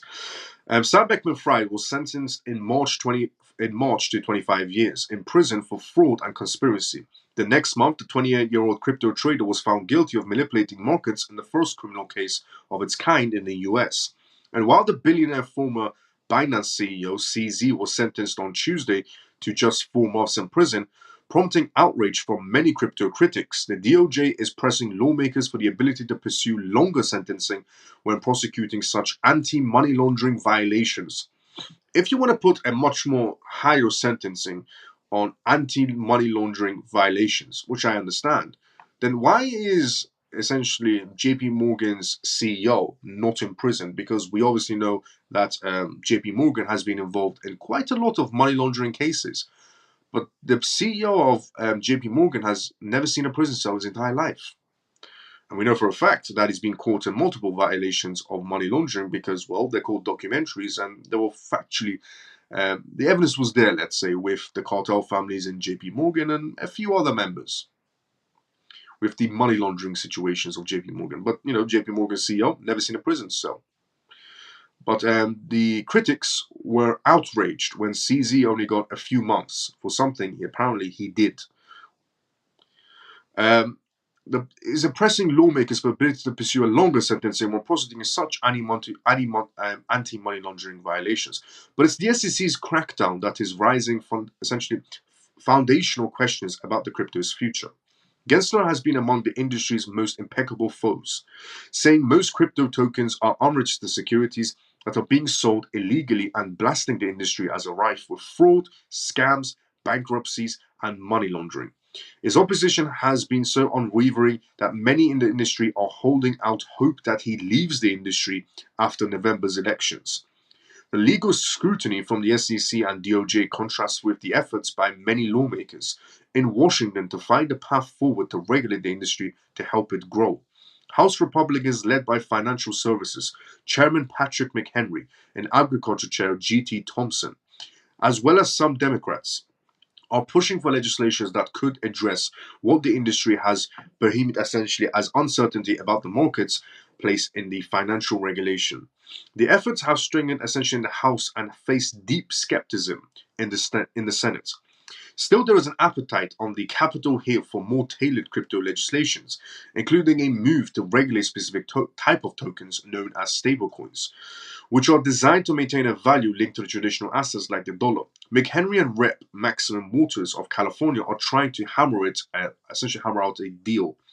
Now, the first regulation that's going to be coming most likely inside the United States is the stablecoin regulation before anything else. Now, underpinning the SEC's clash with the industry is a debate over whether much of the crypto is covered by the same rules that govern stocks and bond trading.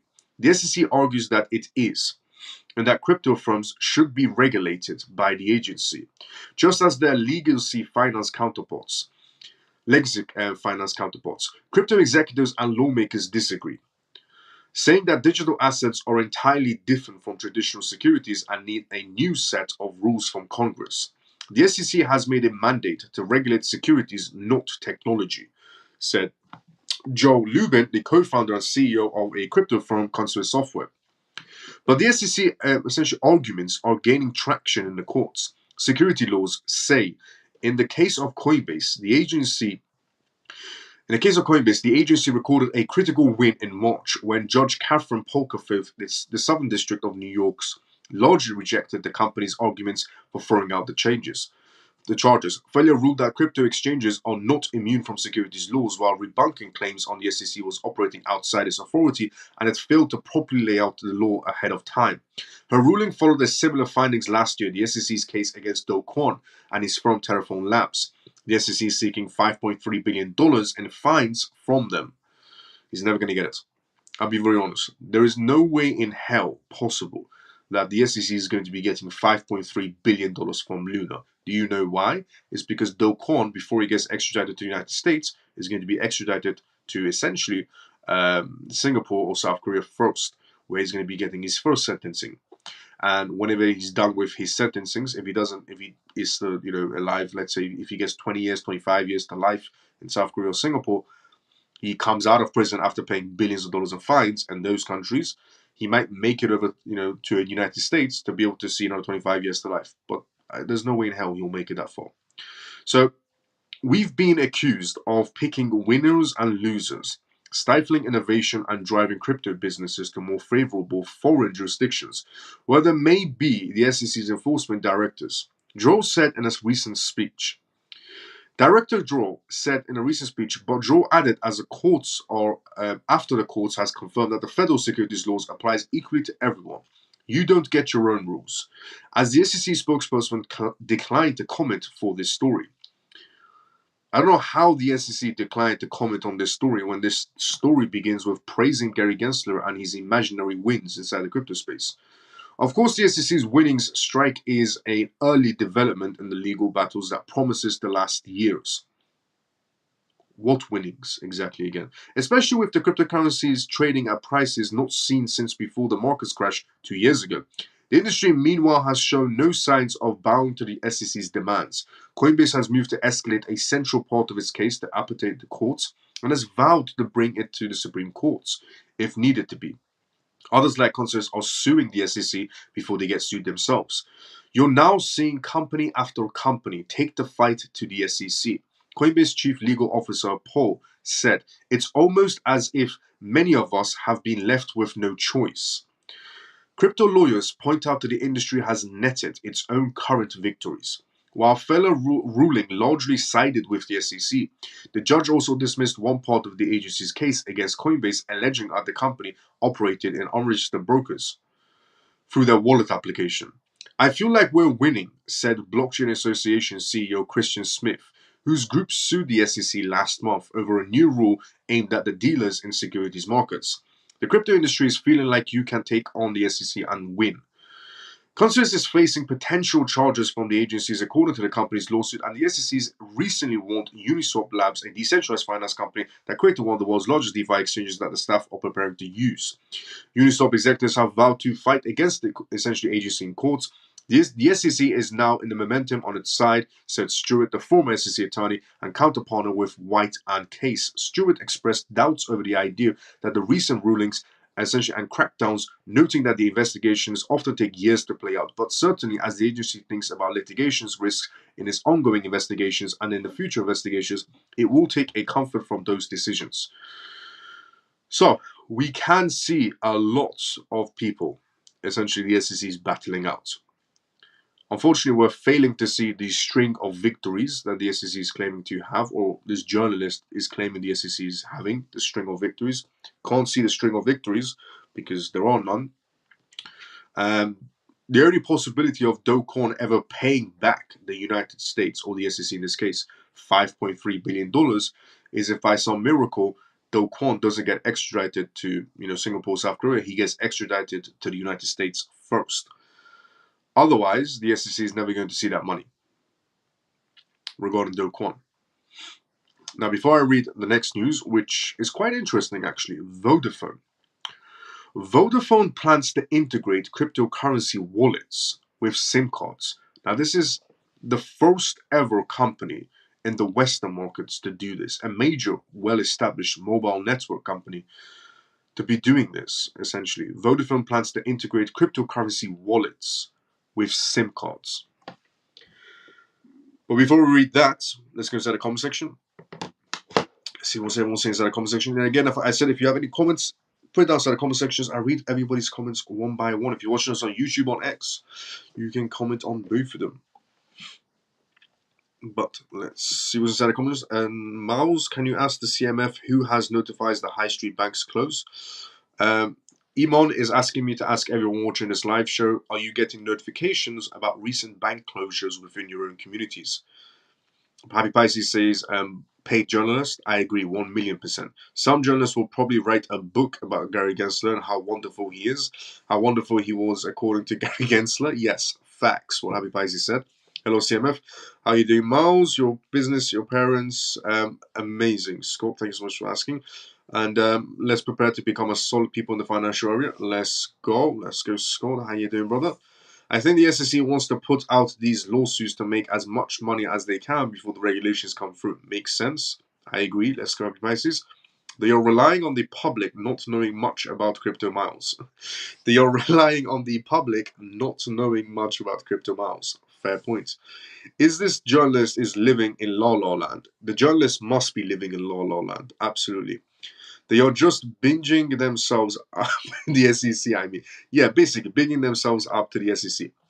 Did you see the female sentenced to unloving for $44 billion fraud in Vietnam off getting trial in the United States? I mean, I'm like, no, I didn't see that one. Better off these people get trials in USA. Whoa. Good evening, Miles and CMF. Troy, good to see you. How you doing? I didn't see that one. To be honest, everybody says. And now the next news of tonight's live show. Vodafone. Again, it's absolutely major news because we know there is a mobile companies that are giving out essentially cryptocurrency wallets. Now, obviously, they're all inside either mostly in the Asian markets. I mean, China has a few, SIM card wallets, but they're CBDC wallets. And to be fair, Vodafone hasn't mentioned they're going to be, full-on crypto wallets or it's going to have CBDC capabilities. But this is essentially the first ever mobile SIM card cryptocurrency wallet for the Western markets. Vodafone plans to integrate cryptocurrency wallets with SIM cards.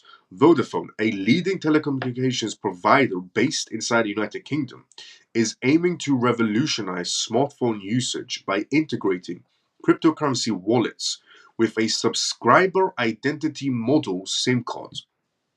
This ambitious move comes amidst financial maneuvers within the company, including significant debt restructuring plans involving essentially in its India-based entity as well, Vodafone Ideas.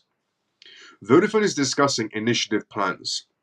In a recent interview with Yahoo Finance, Future Focus, Vodafone blockchain-led David Palmer discussed the company's innovative plans to integrate blockchain technology into smartphone SIM cards. Palmer highlighted the increasing prevalence of mobile phones, projecting more than 20 billion devices to be operational by 2030. With a significant portion being smartphones, he emphasized the importance of linking SIM cards to digital identities and blockchain, leveraging the cryptographic capabilities embedded in SIM cards for this integration. Vodafone predicts a surge in crypto wallets. Yes, because as we progress, the world is definitely going and shifting into a much more digital space. I mean, it started this year essentially with the ETFs and BlackRock, Fidelity, Goldman Sachs, JP Morgan, Vanguard, and everybody else, stepping their toes inside the crypto space was the shift the world needed to be inside the digital space. Because after that, we saw major other countries coming into the play when you hear these big kind of names, big corporations coming inside the crypto space. So Palmer further detailed projections anticipating approximately 8 billion smartphones in use by 2030 and foreseeing a surge in crypto wallets to 5.6 billion essentially in the same time frame. This exceptional growth in crypto wallets could potentially cover a nearly 70% of the global population. Despite the ongoing financial challenges with Vodafone's Idea, which recently completed a $2.2 billion share sale ahead of debt rising plan worth approximately $3 billion, Vodafone Group has been active in 2024. The company recently entered into a 10-year strategic partnership with Microsoft to offer generative artificial intelligence AI services to its customers.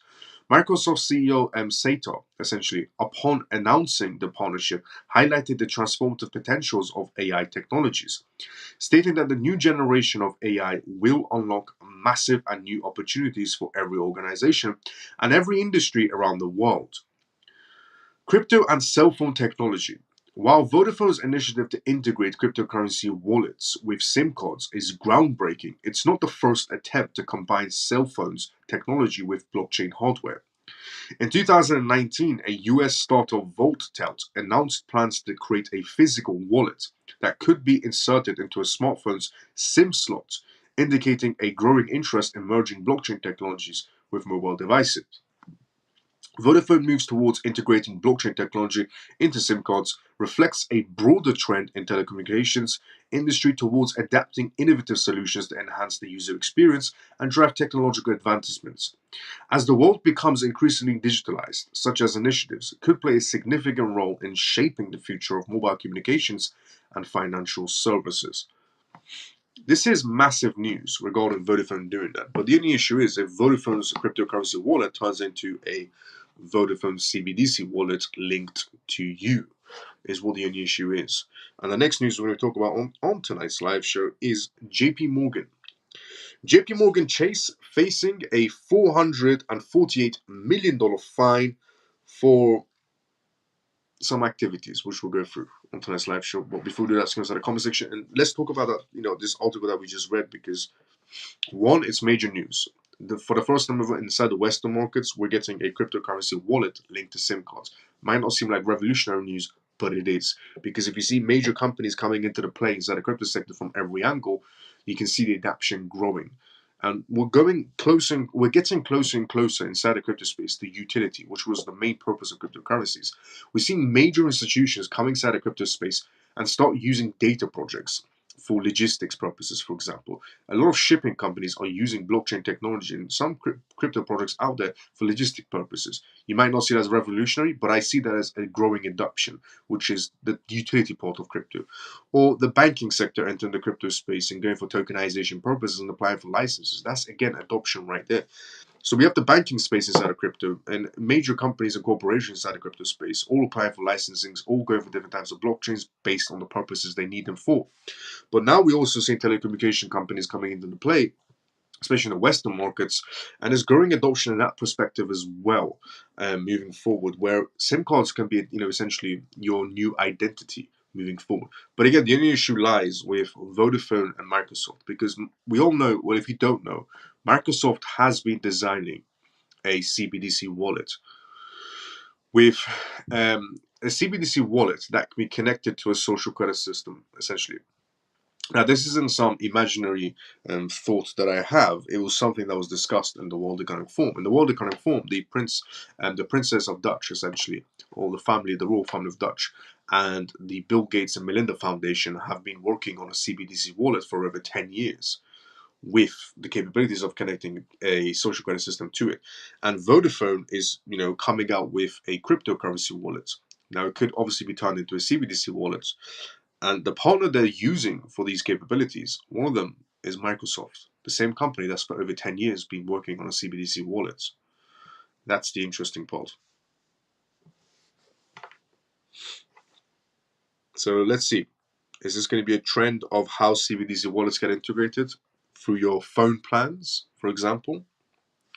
Because they'll definitely be able to track it to you, because especially if your phone's on contract, which most people are. Most people's phones are on contract. So your CBDC wallet could be on your SIM plan.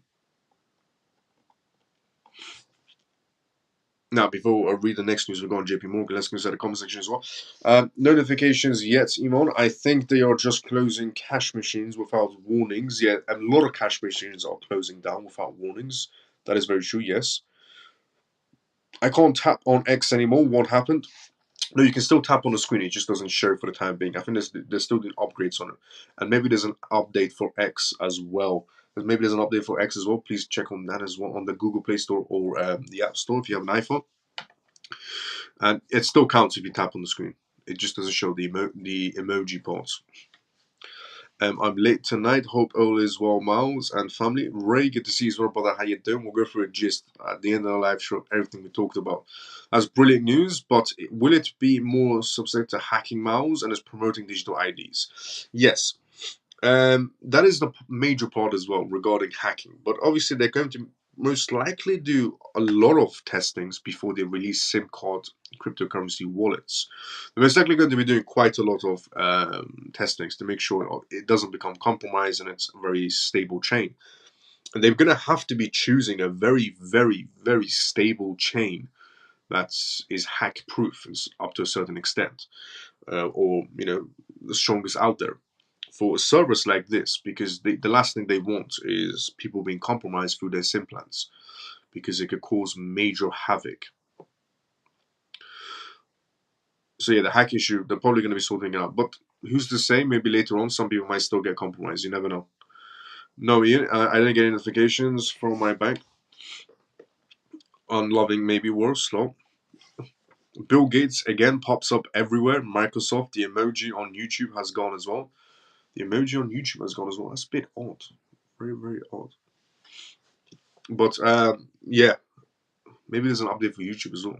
Maybe they're both doing updates. Maybe X and YouTube are doing updates. That is very odd. No hearts as well. Yeah, that's very odd. Maybe they're doing updates as well on YouTube. I think in about a week's time we should find out. But I think tapping on the screen still counts up to a certain extent, maybe. There's only one way to find out. Etc. Yeah. But yeah. Okay, so next news as well on tonight's live show is this. JP Morgan Chase. Now, JP Morgan, does tend to go around and say the crypto space is not listening to the regulators, the crypto space is full of illicit activities, the crypto space should be shutting down. And, JP Morgan has made quite a lot of comments on how the crypto space operates and how it operates incorrectly. Let's say, in the most nicest way I could possibly say. Of all the things JP Morgan has said, putting it all into one sentence, JP Morgan has said, essentially in one sentence regarding the crypto space, that it hasn't been operating the way it's supposed to be operating as a financial instrument. Now, Interesting enough, JP Morgan Chase faces a $448 million fine for neglecting monitoring on global trading venues. Impact on crypto market and coin performance, JPM. JP Morgan Chase is set to pay a total of $448 million in penalties to US regulators for market misconduct in its global trading operations. Interesting. The banking giant has agreed to an additional $100 million in penalties, with an unnamed US regulator adding to the $348 million enforcement action by the Office of the Controller of the Currency, the OCC, and the Federal Reserve Board, the FRB. This comes after the OCC and the FRB accused JP Morgan of engaging in unsafe or unsound banking practices. Again, JP Morgan is the same man, we all know who the CEO of JP Morgan is. He's the same man that goes around and says the crypto space isn't operating within the law. If I was in charge of crypto, I will shut it down, is what JP Morgan said, the CEO of JP Morgan.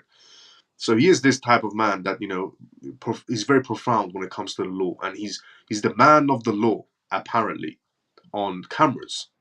In reality, JP Morgan is paying fines for, as it says here in quotes, unsafe or unsound, end quote, banking practices, citing significant gaps in its essentially trade surveillance program.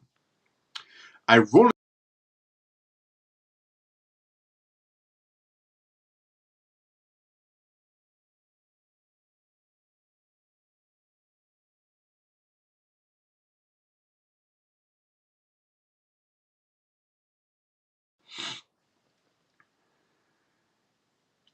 can everybody see me?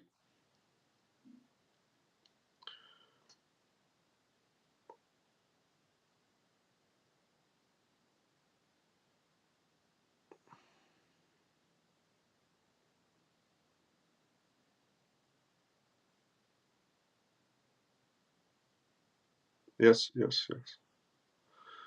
Okay, we're back.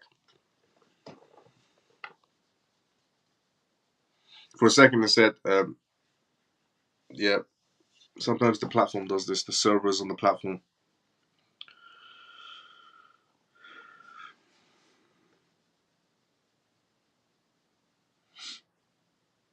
Go back, go back, go back.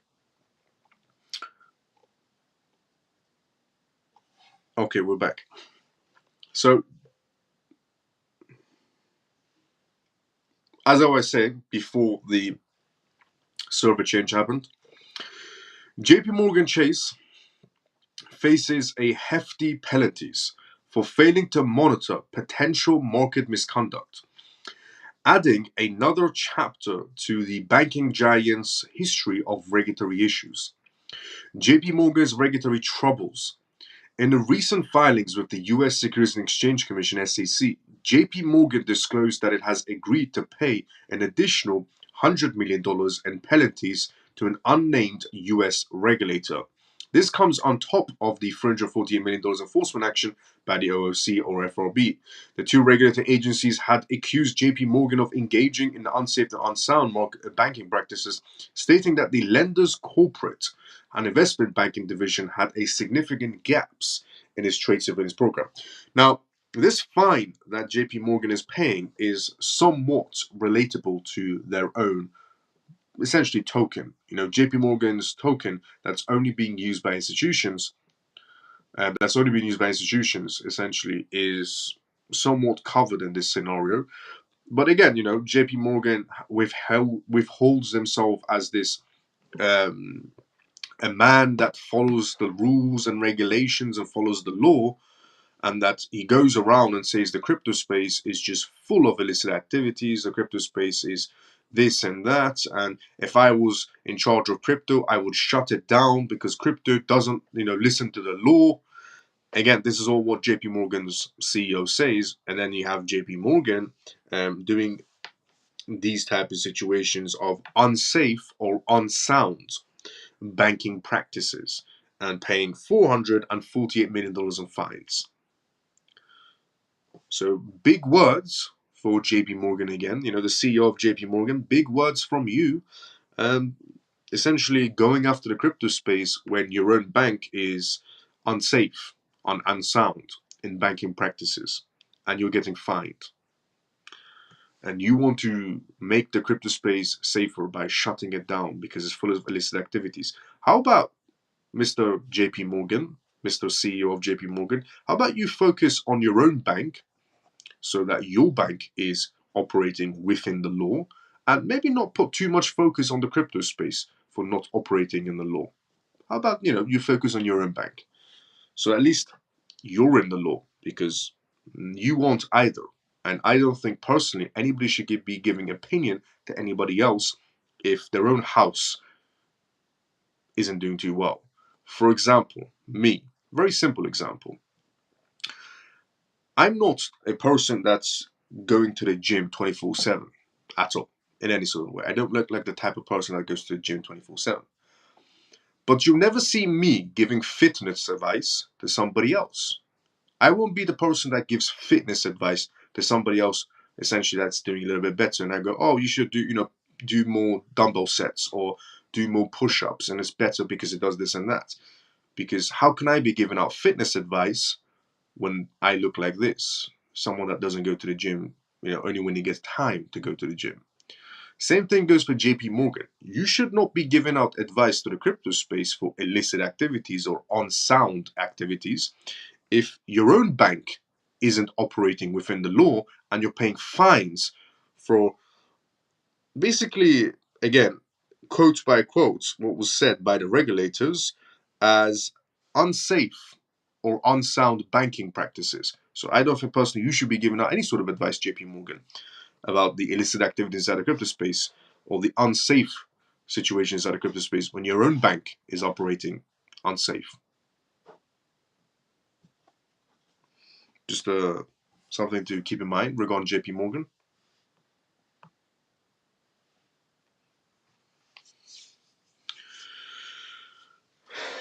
Now, before I read the next news, which is Warren Buffett warns about AI. Let's go inside the comment section. And I've said it as usual. If you have any questions, put it down inside the comment section as well. I'm reading everybody's comments one by one, as I always do every single night on this live show. Huge amount. JP Morgan did it regarding the freeze, most likely. Just joking. Orphan, good. Let's go. Good. Huge amounts of FR, AW, and D occurred with cash and credit cards, which it was so tough to sign on charities fundraisers as clients because of money washing. People buying artwork for hundreds of thousands of dollars on credit cards. Great way to get squeaky clean. Yes, facts. I've always said this as well. Art is just.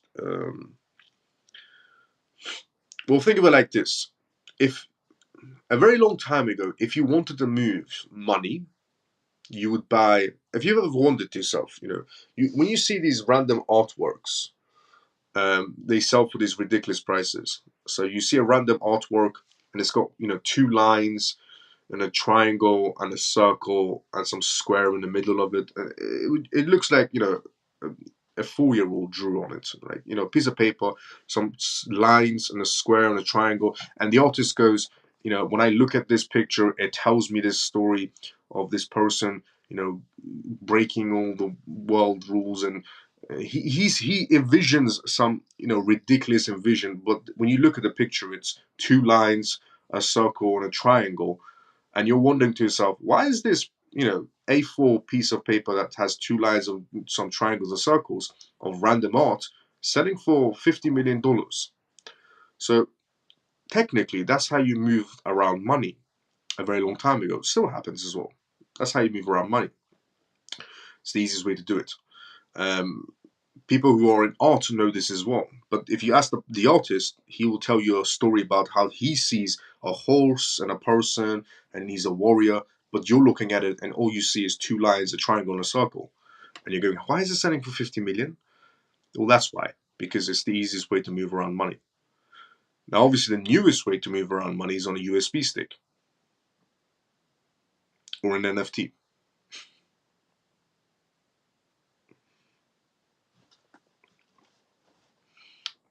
That's also why. That's also why you saw some random NFTs. If you ever wondered to yourself, why, when the NFT craziness happened, okay, when the NFT craziness happened inside the crypto space, if you wondered to yourself, why is somebody else's NFT, selling for millions of dollars, and you're in the same category, not the NFT category, but in the same project, for example.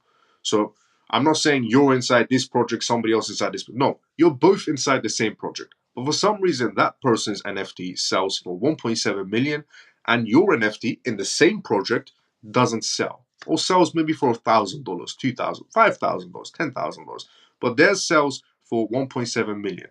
And people will tell you, well, because that NFT is more rare.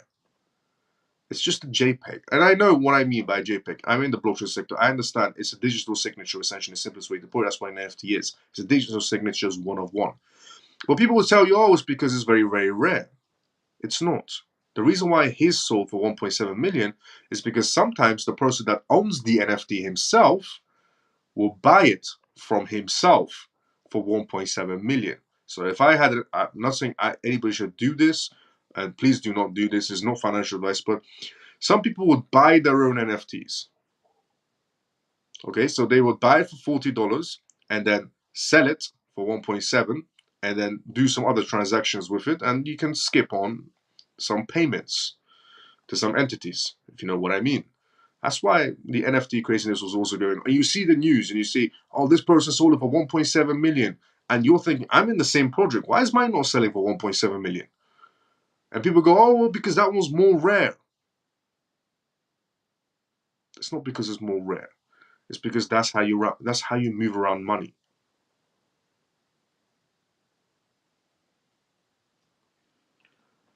But that's essentially what they were. That's why the NFT craze, come to a slight ending as well. And a lot of people stuck with NFTs they can't get rid of. So if you ever wondered, when you were in the same project, yours didn't sell for 1.7, and yours, the best you could have got was 10 to 20,000. If you tried really, really hard, or 1,000, and theirs sold for 1.7, it wasn't because they were more rare. It was because some transactions were going on. It's just business. That's all it is. Don't be fooled by these shiny news articles that are telling you, oh, this person made this much or that person made that much. There's always a backstory, especially when it comes to finance. I'm in the corporate sector, okay? I see so many fraudulent behaviors sometimes, come up. So I'm in the corporate sector. So, believe me when I say the NFT craze, most of it was just moving around funds. Nothing to do with rarity of the JPEG. Because it's the same thing that happens in the art world. But yeah, that's essentially why you saw, a piece of artwork with some triangles and two lines selling for 50 million or 12 million, because that's how you move around money. It's got nothing to do with the artwork. Nobody cares about the artwork. But that's how you move around money. And the same thing was happening in the NFT space. It's just a lot of people didn't catch on. A lot of people genuinely thought people were interested in those NFTs. Some people were brainwashed into thinking about these NFTs, but the smart people were actually moving around money. Obviously not smart people, sorry about that. But they were moving around money. And again, not financial advice at all. Miles, if you guess my Miles, will the market, so let's get into the comment section as well. But yeah, facts, what Happy Pricey said, people buying artwork for hundreds of thousands of dollars on credit cards, great way to squeak clean. Yep. I'm late, sorry CMF Miles, nice to see you back. Let's go XRP then. We'll go one more news as well to go through as well. Buy XRP now or wait? It's still relatively cheap for what it is. Ferrari and Porsche cars, Aston Martin, let's go. Now, Warren Buffett, which is the next news we're going to talk about. Warren Buffett warns about AI. Legendary investor Warren Buffett has issued a major warning about the artificial intelligence, comparing the red-hot technology to nuclear weapons. During a recent shareholder meeting at ASOS reports, Buffett's concerns center around the rapid provocations of AI-powered scams. The American financier has stated that the technology scares the hell out of him. According to Okoro of Omar, AI has developed to the point where it is hardly possible to decipher what's real and what's actually fake. Buffett, one of the richest people, jokingly describes scamming as the growth industry of all time. At the same time, he also acknowledged that his knowledge about AI is limited. The billionaire himself is already fallen victim to scammers. Buffett has recalled how someone used the AI technology to create a convincing deepfake video of him in order to pot someone with their money.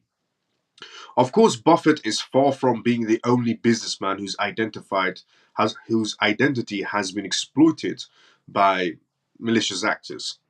As reported by You Today, Ripple CEO's Brad has already been repeatedly essentially complied by AI fraudsters using his identity to order or promote XRP scams. They're using essentially Elon Musk's identity as well for scamming inside the crypto space as well, using AI technology. Now, plenty of prominent executives have also recognized the promise of AI technologies, with JP Morgan's CEO Jamie Dimon recently comparing it to the steam engine. In fact, AI is now also used essentially for detecting AI-powered deepfakes. Tech giant Microsoft recently introduced an authenticator tool that is capable of analyzing photos and videos in order to determine whether or not they have been manipulated. It is worth noting that Buffett is also one of the most vocal Bitcoin critics. Last year, the legendary investor famously called Bitcoin a gambling token as well. Um, Regarding Warren Buffett, regarding AI being quite dangerous in the wrong hands, I agree. But anything in the wrong hands can be dangerous. Anything, could possibly be dangerous in the wrong hands. And, crypto in the right hands can be amazing. They could be creating, blockchain projects based on data, finance, advancing, human technology for medical purposes and so on. So blockchain in the right hands could be bad, blockchain in the wrong hands could be bad. Same goes with US dollars. The US dollars on the wrong hand could be bad. US dollars on the right hands could be good. Someone will use the US dollar to buy, groceries and pay their rent or mortgage off. Someone could use the US dollars to do illicit activities. And the same goes for AI. Somebody can use AI for the good of making everybody's life easier moving forward, or somebody can use AI for bad. So there's always the good and bad side about anything. On technology, on currencies, whatever you name it inside this world, there's always the good side and the bad side. But blaming an entire industry for how some people misuse the technology is a bit moronic, especially from a man his age, a man who has experienced everything inside the world of technology. He might claim he doesn't know much about AI. We could probably take at face value he doesn't, because if he did, he wouldn't be saying. But then again, he has the smartest minds guiding him moving forward on all of his investments. Now, he might be the shot caller of his investments, but he obviously does have the smartest minds guiding him as well. The smartest minds around him have also explained what AI technology is, what its capabilities are, and how the future is going to be. And I've also most likely explained to him how blockchain is going to be moving forward in the future as well, because we also know for a fact that even though Warren Buffett goes around and toots about how cryptocurrencies are bad and how cryptocurrencies are only used for illicit activities and so on, and how he will never get involved in Bitcoin or cryptocurrencies, is what Warren Buffett said. But we know for a fact on paper that Warren Buffett is essentially a part of another project as well. A part of another project that is actually in the blockchain sector, and how it's a bank. So a bank in Latin America is technically offering crypto services, blockchain services, crypto services. And Warren Buffett was one of the first investors inside of this bank. And this man goes around and says cryptocurrencies are bad. I will never use crypto. I will never use Bitcoin. But this man is going around, investing in technically blockchain related projects. So, but again, blaming an entire industry on some people who misjudge it is wrong to do. You can't just, classify everybody inside of that space. But there's also another factor as well. And the other factor is quite a main one. The other factor essentially is that they're trying to slow down the growth of AI. And what I mean by that is, I don't mean they're trying to slow down the growth of AI from institutions, no, but they're trying to slow down the growth of AI from the retail section. Okay, you see, according to a recent study, it shows that the retail section is doing a lot more better at developing a lot more quicker in the AI section. Because AI is open source, a lot of people from the retail section are developing quicker applications and greater platforms using the open sourceness of AI technology. And they're at rapid speed compared to Microsoft and Google. Microsoft and Google are obviously both trying to go head to head in AI. And now we have Apple getting involved as well. But the main issue is, Microsoft and Google are battling each other like this pretty much, and Apple joining the race, while the retail section is developing at a much more quicker pace rate than these companies. And obviously, what the retail section might be building might not be great, but it will become great eventually. That's what the thing is. And they don't like that. These big key industry players, they don't like the idea that AI is so open source that they're paying employees to come up with ideas and develop on AI, and then you have people just in their bedrooms on open source, because it's open source, just building on AI. And you never know. One of the things that these regular folks from the retail section might develop, and there's a lot of developers that are amazing at what they do inside the retail section. That you never know. One of these random developers from the retail section could end up, building this amazing AI tool. And on the other hand, you have Microsoft and Google paying employees to come up with bright ideas, and you have the entire retail section on open source just building. And they don't like that. So the reason why I pointed this out, and that was according to a new recent study, that the retail section might overtake Google and Amazon when it comes to developments on AI because it's open source and anybody can develop on it. And they're doing it in their own time, they're doing it for free because they enjoy it. The other ones are being paid to come up with ideas. And they have to go through much more scrutiny on because of regulation purposes, because of how much of a big corporation they are, while the retail section don't go through laws and scrutiny jumping up and down in hoops because they're not a corporation. It's just one person from the retail section or hundreds of thousands from retail section, but they're all individual. They're not working with each other. They're not a company. They don't operate as a company either. So they're jumping through less hoops compared to the corporations when it comes to AI. And again, they don't like this. So why I mention this is because a lot of people from the institutional side are coming out essentially and they're saying, that a lot of CEOs are coming out and saying AI is bad, and this is why we need to regulate AI as soon as possible. And the talk around it is that when they do decide to regulate AI up to a max extent, is that it comes to making AI not so much more open source and much more closed source. So a lot of CEOs have came out. Warren Buffett has came out now talking about how AI is quite dangerous and so on and so on. We've had Larry Fink come out as well. We've had many other CEOs. Goldman Sachs has came out before as well. So JP Morgan, Goldman Sachs, Warren came out, Elon Musk, quite a lot of CEOs and quite a lot of executives around the world. They're all coming out one by one and saying, it's bad and AI is this and AI is that, but yet they're all developing on it. All of these major corporations that are coming out and saying, well, AI is bad and AI is dangerous, but they're the ones that are developing it. They're the ones that are funding. If it's so bad, then why are you funding it? If it's so bad, then why are you developing it? There's nothing bad and so on with it. And as I said, everything has the good side and bad side. With anything, there's a good side and bad side. Blockchain, there's good side, there's bad side. Fiat, there's good side and bad side. Someone uses dollars to buy groceries and pay their rent. Someone uses the US dollars to buy weaponry. There's a good side and bad side to anything in life. But yeah, they don't like the retail section. The retail section will tenfold them at this rate if it stays open source. And these companies will lose millions of dollars on the stock market. Because if some guy in his bedroom comes out with an amazing idea and builds it on open source AI, and overtakes Google and Amazon, I mean Google and Microsoft, that's not great.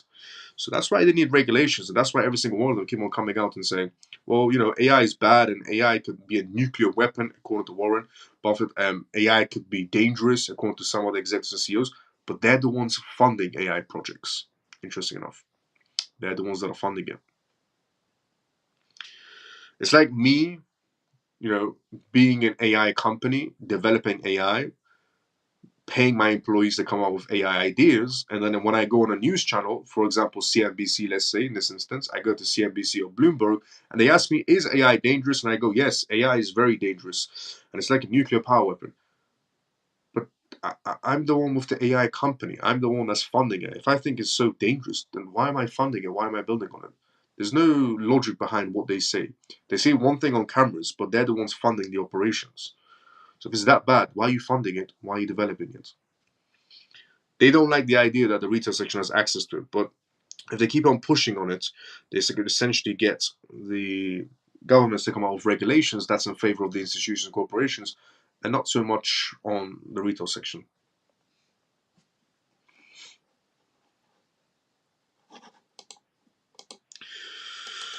Now, he's 92 years old. Yep. He's the older version of Sleepy Joe, pretty much, except he's part of everyone almost. Yeah. So are they going to close it because of an external threat to keep it secure? That's what they're assuming they're going to be doing. Terminator and iRobot were documentaries. Terminator and iRobot were documentaries. Maybe. Now, Bitfinex CEO. Bitfinex's Tether CEO denies cyber attack amidst the F Society ransom demands. So there is quite a large hacker group called F Society who claim they have, compromised Bitfinex. Now, this is what it is. So, in the midst of the claims by a ransom group known as F Society, who allege to have infiltrated Bitfinex and extracted 2.5 terabytes of data, including personal details of around 400,000 users, top officials at cryptocurrency exchange remain steadfast in their denial of any breach. So F Society is claiming they have stolen up to 10.5 terabytes of data from Bitfinex. About 400 users, 400,000 users apparently are, compromised. 400,000 users are compromised in Bitfinex, according to F Society, who hacked them. Now, but according to the top officials of the crypto exchange, there is no breach. And Palandro, Tether CEO and Bitfinex's CTO publicly refuted these claims on social media platform X, emphasizing everyone's panicking for a potential database breach on Bitfinex seems fake. Bitfinex Tether CEO denies cyber attack amidst F Society ransom demands. Andrew highlighted that no plaintext passwords or two-factor authentication securities were stored on Bitfinex's systems. Counterparting the F Society claims, Shoujo Research noted that F Society had posted on their Onion State 2 mega links, supposedly containing a sample of usernames and passwords, strained the community's anxiety further. Yet Andrew, essentially from Bitfinex, reassured the community by suggesting that the breach might be overstepped and potentially based on previously compromised data from various crypto breaches, as many users unfortunately reuse credentials across different platforms. F Society has not only claimed to possess extensive data, but it also threatened to leak non KYC documents of all the users unless a significant ransom was paid. Big claims from F Society. If this is true and Bitfinex is just trying to play the silent card, and 400,000 people are actually, compromised, and Bitfinex is trying to keep the markets at a calm, and this does affect USDT as well. That's why USDT's CEO is coming in giving some speeches. So this includes a data spanning the entire operational history of Bitfinex. So everybody's passports in Bitfinex will get leaked, or whoever's compromised.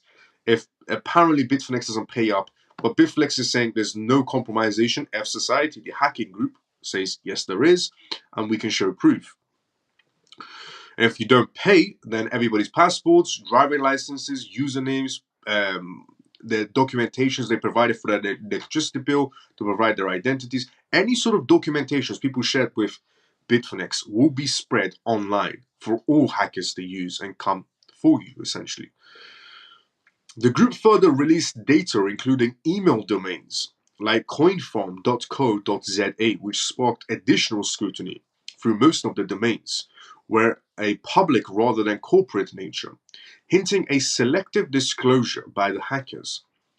Assaultations and security instances. Bitfinex CTO addresses alleged data breach claims. According to the defense, Adrian pointed out that only a small fraction of the released email addresses could be linked back to Bitfinex users, questioning the authenticity of the hackers' data. So, first, it's the interesting part because first, Bitfinex says we were never hacked.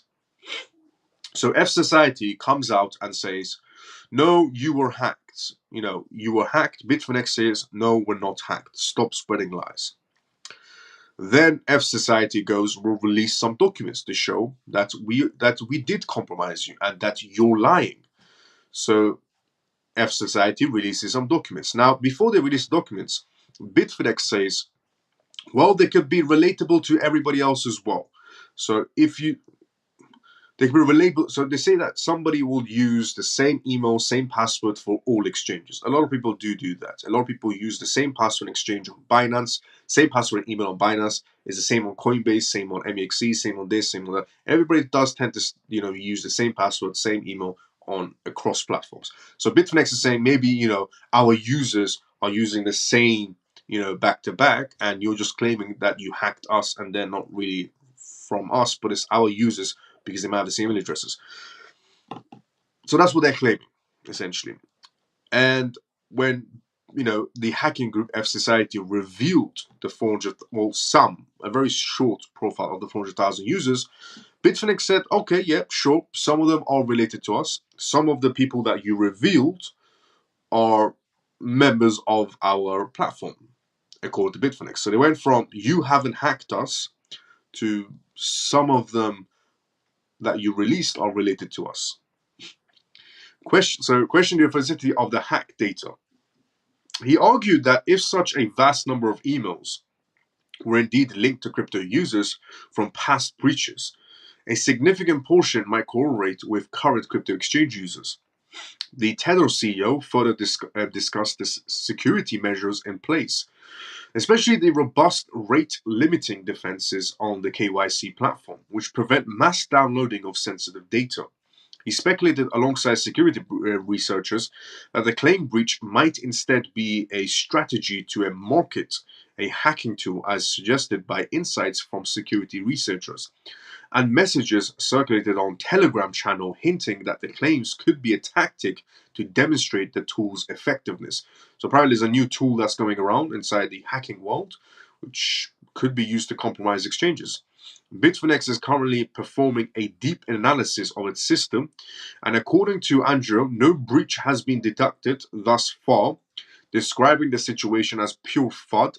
The controversy continues as the crypto community awaits further developments, with Bitfinex still to officially respond to inquiries regarding the alleged incident. Now, this is what I would say to everybody.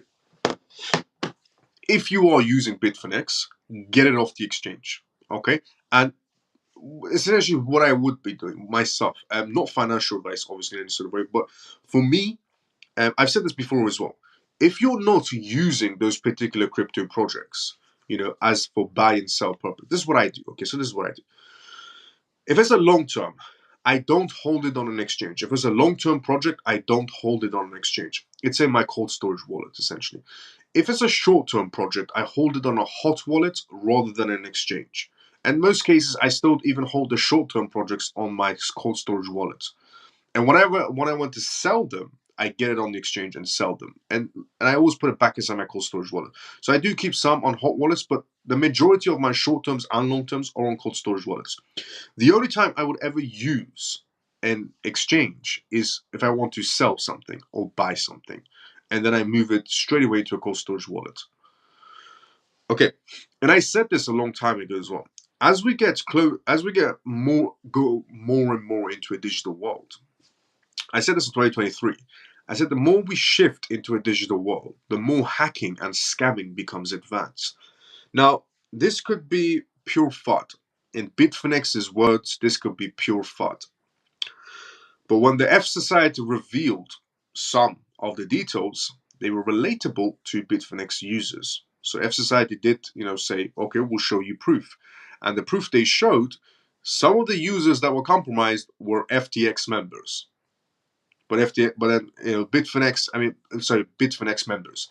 But now Bitfinex is claiming that maybe you hacked somebody else and the emails and passwords match. But what I would say for myself is I am not keeping a single penny on any exchange. I'm not keeping a single penny on any exchange. No penny, no cent, no euros, no pounds, no dollars. I'm not keeping anything on exchanges. These exchanges have essentially, there's many things that can go wrong. One of the biggest could be they could get massively compromised. Everybody's data gets leaked. Or essentially they go bankrupt, chapter 15, chapter 11, bankruptcy. They can go as well, which means that your entire money goes belly up. And yes, exchanges do have these funds that they will pay out. A lot of these exchanges have these funds that Coinbase has that fund that they'll pay out to insure your money. Binance has this backing fund as well of $1 billion to pay your money and so on. But look, it's always better to be safe than sorry. And I'm not saying there's anything wrong with Binance or there's anything wrong with Coinbase and so on, but it's better to be safe than sorry. And in my instance, I only use crypto platforms to buy and sell, never to keep a single penny on it. If I want to sell something, I'll move it to the exchange, I'll sell it, and then send the stablecoin back to my wallet, cold storage wallet. I don't keep a single penny on exchanges. And as we get, tighter and tighter regulations, that's also another factor as well. So regulations are getting tighter and tighter. Hacks, according to F Society, there's a new tool in the hacking world that can easily compromise exchanges. Apparently, to F Society, the hacking group, they're claiming this Bitfinex situation that they did is according to a new tool that's going around in the hacking space, which makes it easier to compromise exchanges. So not only are regulations getting tighter, which is a bad place to keep money in exchanges, but also we have the compromisation issue and hackers getting smarter day by day. And also we have, the issue of bankruptcies. It's the worst place to keep your money in exchange. I only do it if I want to buy or sell. Other than that, I move everything into a cold storage wallet. And I don't do this. I don't connect my cold storage wallet to dApps because it moves from cold to hot. So if I want to do that, I would use my other cold storage wallet. I'll connect one of my cold storage wallets to dApps if I want to do that. The other one, I always keep it offline completely. I don't connect it to dApps because that's why the ledger situation happened as well to some people. Now, if you enjoyed this live show, 1 second, let's see in the comment section as well. Can go either way, Terminator or Wally. Let's go, Ray. Those companies don't want others to play in their sandbox. Yes, basically. If I ordered my ledger 7 years ago, would I be tracked? Yes. Hey, Miles and family. It's old school Michael from TikTok. Been a while, family. Michael, good to see you as well. How you doing? Remember your name, Michael Elliott. You kept your name on X. Let's go, Michael. Good to see you as well, brother. How you been? The government has a license to rob the public legally. Biggest fraud in history. Valuable information. That, Miles. Thanks. No problem, Ian. Anytime. So, if you enjoyed this live show, I'm going to do a gist of everything we talked about as well, just in case anybody tuned in late. But if you enjoyed this live show, drop a follow, drop a like. If you're watching us on YouTube, drop a follow, drop a like if you want to. If you're watching us on X, drop a follow, drop a like as well. And you can tune into this live show every single night. And, I'll be telling you about the recent news and interesting news and sometimes comedy news that's related to blockchain as well around the world. every single night at 11:25 p.m. UK time. You can tune into this live show on X Live, on YouTube Live at the exact same time. That's why the comment section is mixed right now on the screen with YouTube members and X members as well. So if you enjoy this live show, drop a follow, drop a like, and tune into it every single night. And the gist of everything we talked about the Bitfinex scenario of hacking from F Society. We talked about Warren Buffett, how he's going against essentially AI and saying AI could be, AI is completely like a nuclear weapon. In reality, it isn't. It's just about the people that use AI. Some people use it for good, some people for bad. It's not the whole industry of AI. And then we talked about JP Morgan Chase, how they're paying a massive fine of $448 million for, on-purpose safe movements inside the banking essentially sector. And I said if JP Morgan can't keep their own house essentially of cards falling, then they shouldn't be giving advice on the crypto space, for example, because JP Morgan does go around and say that the crypto space is full of illicit activities and the crypto space does not follow the law. Well, according to the recent fine JP Morgan Chase received, they don't follow the law apparently either. Then we talked about on this live show, I shared the news of Vodafone and how Vodafone plans to integrate cryptocurrency wallets with SIM cards. That's the first ever within the Western markets this is happening, that we're going to be getting somewhere down the line. It could be this year, also it could be next year, but we're going to be getting SIM card cryptocurrency wallets from mobile SIM card providers, and Vodafone is the first one in line to be doing this essentially. And then we talked about the SEC, Mr. Gary Gensler, and how this ridiculously comedy article has been written with just a huge amounts of lies, of apparent winning strings that Gary Gensler is leaving behind him inside the crypto space. And as far as winning strings, they couldn't close the Binance case, they couldn't close the Ripple case, and they couldn't close the Coinbase case. And they're all up against them. And the only case that essentially the SEC was able to close was Do Kwon, and Do Kwon wasn't even in the country when the case closed. And then we talked about Charles Hoskin, how the Cardano founder is giving the proposition that Bitcoin Cash and Cardano merge together, apparently, which is a poll that he started. If anybody wants to go and vote on that, on the Cardano's founders poll of Bitcoin Cash merging into Cardano. The next news I talked about on tonight's live show was the Coinbase faces a new, essentially Coinbase is facing a new lawsuit action against them. But this has been done by 6 random people that have decided to sue Coinbase out of nowhere for selling securities, apparently. First of all, it's optional if you want to buy from Coinbase. Second of all, they're not selling securities. And this random case just came out of nowhere, suing Coinbase at the perfect time that Coinbase has been sued by the SEC for selling securities as well. And the crypto projects that were mentioned inside of this lawsuit of being securities inside of this case, for Coinbase case, are Solana, Matic, Near, Mana, Algo, Uni, XTZ, XLM. These are the crypto projects apparently facing accusations of being securities in Coinbase by these 6 plaintiffs that are suing Coinbase on the sidelines. We also talked about on tonight's live show regarding Grayscale. I shared the news that Grayscale, after 78 days, had finally had inflows. Grayscale has had 78 days of only outflows. And for the first time ever, Grayscale has had inflows. About $63 million of inflows into their BTC ETF, which is massive news for Grayscale. Because if you know the story of Grayscale, since day one, they haven't been doing too great regarding BTC ETFs in any sort of a way. So for the first time ever, Grayscale has had essentially its inflows after 78 days of only outflows. Then we talked about on this live show regarding the Bitcoin advocate Michael Saylor and how much essentially MSTR stocks he sold so far and how much potentially he's going to be selling on the verge of buying more BTC, which is a possibility. Even knowing Michael Saylor, he has sold quite a lot of MSTR stocks, about 370,000 shares of MSTR stocks he sold so far just to acquire more Bitcoin for his company. Then we talked about how BlackRock is issuing a major US dollar warning. According to BlackRock, or according to a member from BlackRock, you should be going towards the US dollar bonds to strengthen the US dollar. So BlackRock is coming out and telling the retail section to strengthen the US dollar and go for US bonds. But BlackRock tells their Wall Street investors to hedge against inflation. You see how the advice BlackRock gives to the retail section is very different to the advice they give to Wall Street investors. To Wall Street investors, BlackRock will tell them you need to go against inflation and go for our BTC ETFs. For the average Joes, BlackRock tells them you need to save the US dollar, go for the US bonds. The same US dollar that's on unlimited apparently for the time being. Yep, they're telling the average Joes to rescue the US dollar, and they're telling Wall Street investors to go for their BTC ETFs. Very two-sided advice, if I have to say. And then the next news we talked about was Ripple CEO and how Ripple CEO backs Ethereum and says that both XRP and Ethereum are not securities, and that's coming from the Ripple CEO.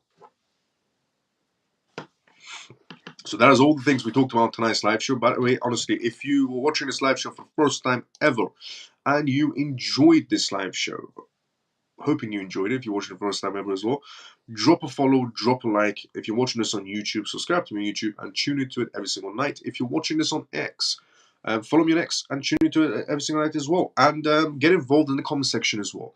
Everybody's absolutely amazing. They're all CMF members. And by the way, everything I provide is completely free of source. I believe education should always be free at all times. So I will never charge you money for anything I provide. We have a Telegram group that's free. And I do this live show every single night at 11:25 p.m. UK time. You can tune into and talk to amazing people inside the crypto space. And we have people from different backgrounds in the corporate section. We have people from different types of jobs all around the world inside the CMF group. Amazing place to be, honestly, and they're all absolutely amazing to talk to inside the comment section as well.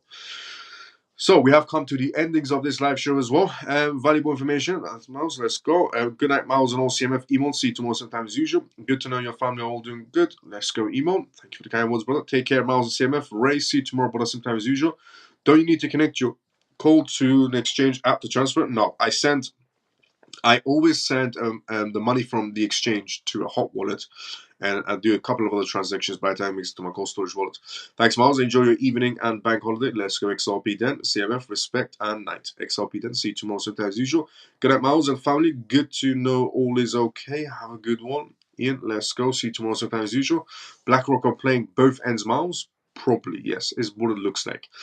Good night, Mal. Good night, everyone. Thanks, Miles. Orphan, let's go. See you tomorrow, same time as usual. Good night, Miles and CMF. Take care and see you tomorrow. Mike, see you tomorrow sometime as usual as well.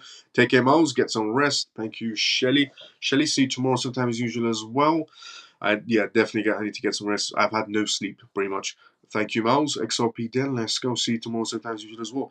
I will be seeing everybody tomorrow. Good night, Miles and CMF. Freedom forever. See you tomorrow sometime as usual as well. See you tomorrow sometime as usual. Freedom forever. So I'm going to be doing an outro of the live show now as well. Honestly, once again, if you were tuning this for the first time ever, drop a follow, drop a like, tune into every single night. And we talk about recent news, we do comments, we do Q&As, get involved in everything that we do. So, especially if you're a beginner in the crypto space, this is an amazing place to be.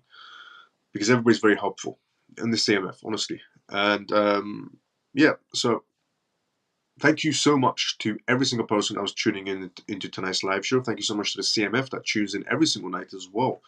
And thank you so much to everybody that was tapping on the screen on X. Thank you so much to everybody that was tapping on the screen on YouTube. And thank you so much to everyone that retweeted and liked this live show as well on X. It does help to spread the live show out there as well.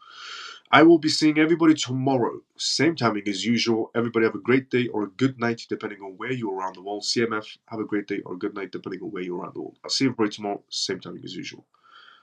Great life, Miles. Jason, let's go. See you tomorrow sometime as usual, brother. Good night, Miles and CMF. Jason, see you tomorrow sometime as usual. I'll see everybody tomorrow, same time as usual. Everybody have a great day or a good night, depending on where you're around the world. CMF, see you tomorrow, same time as usual.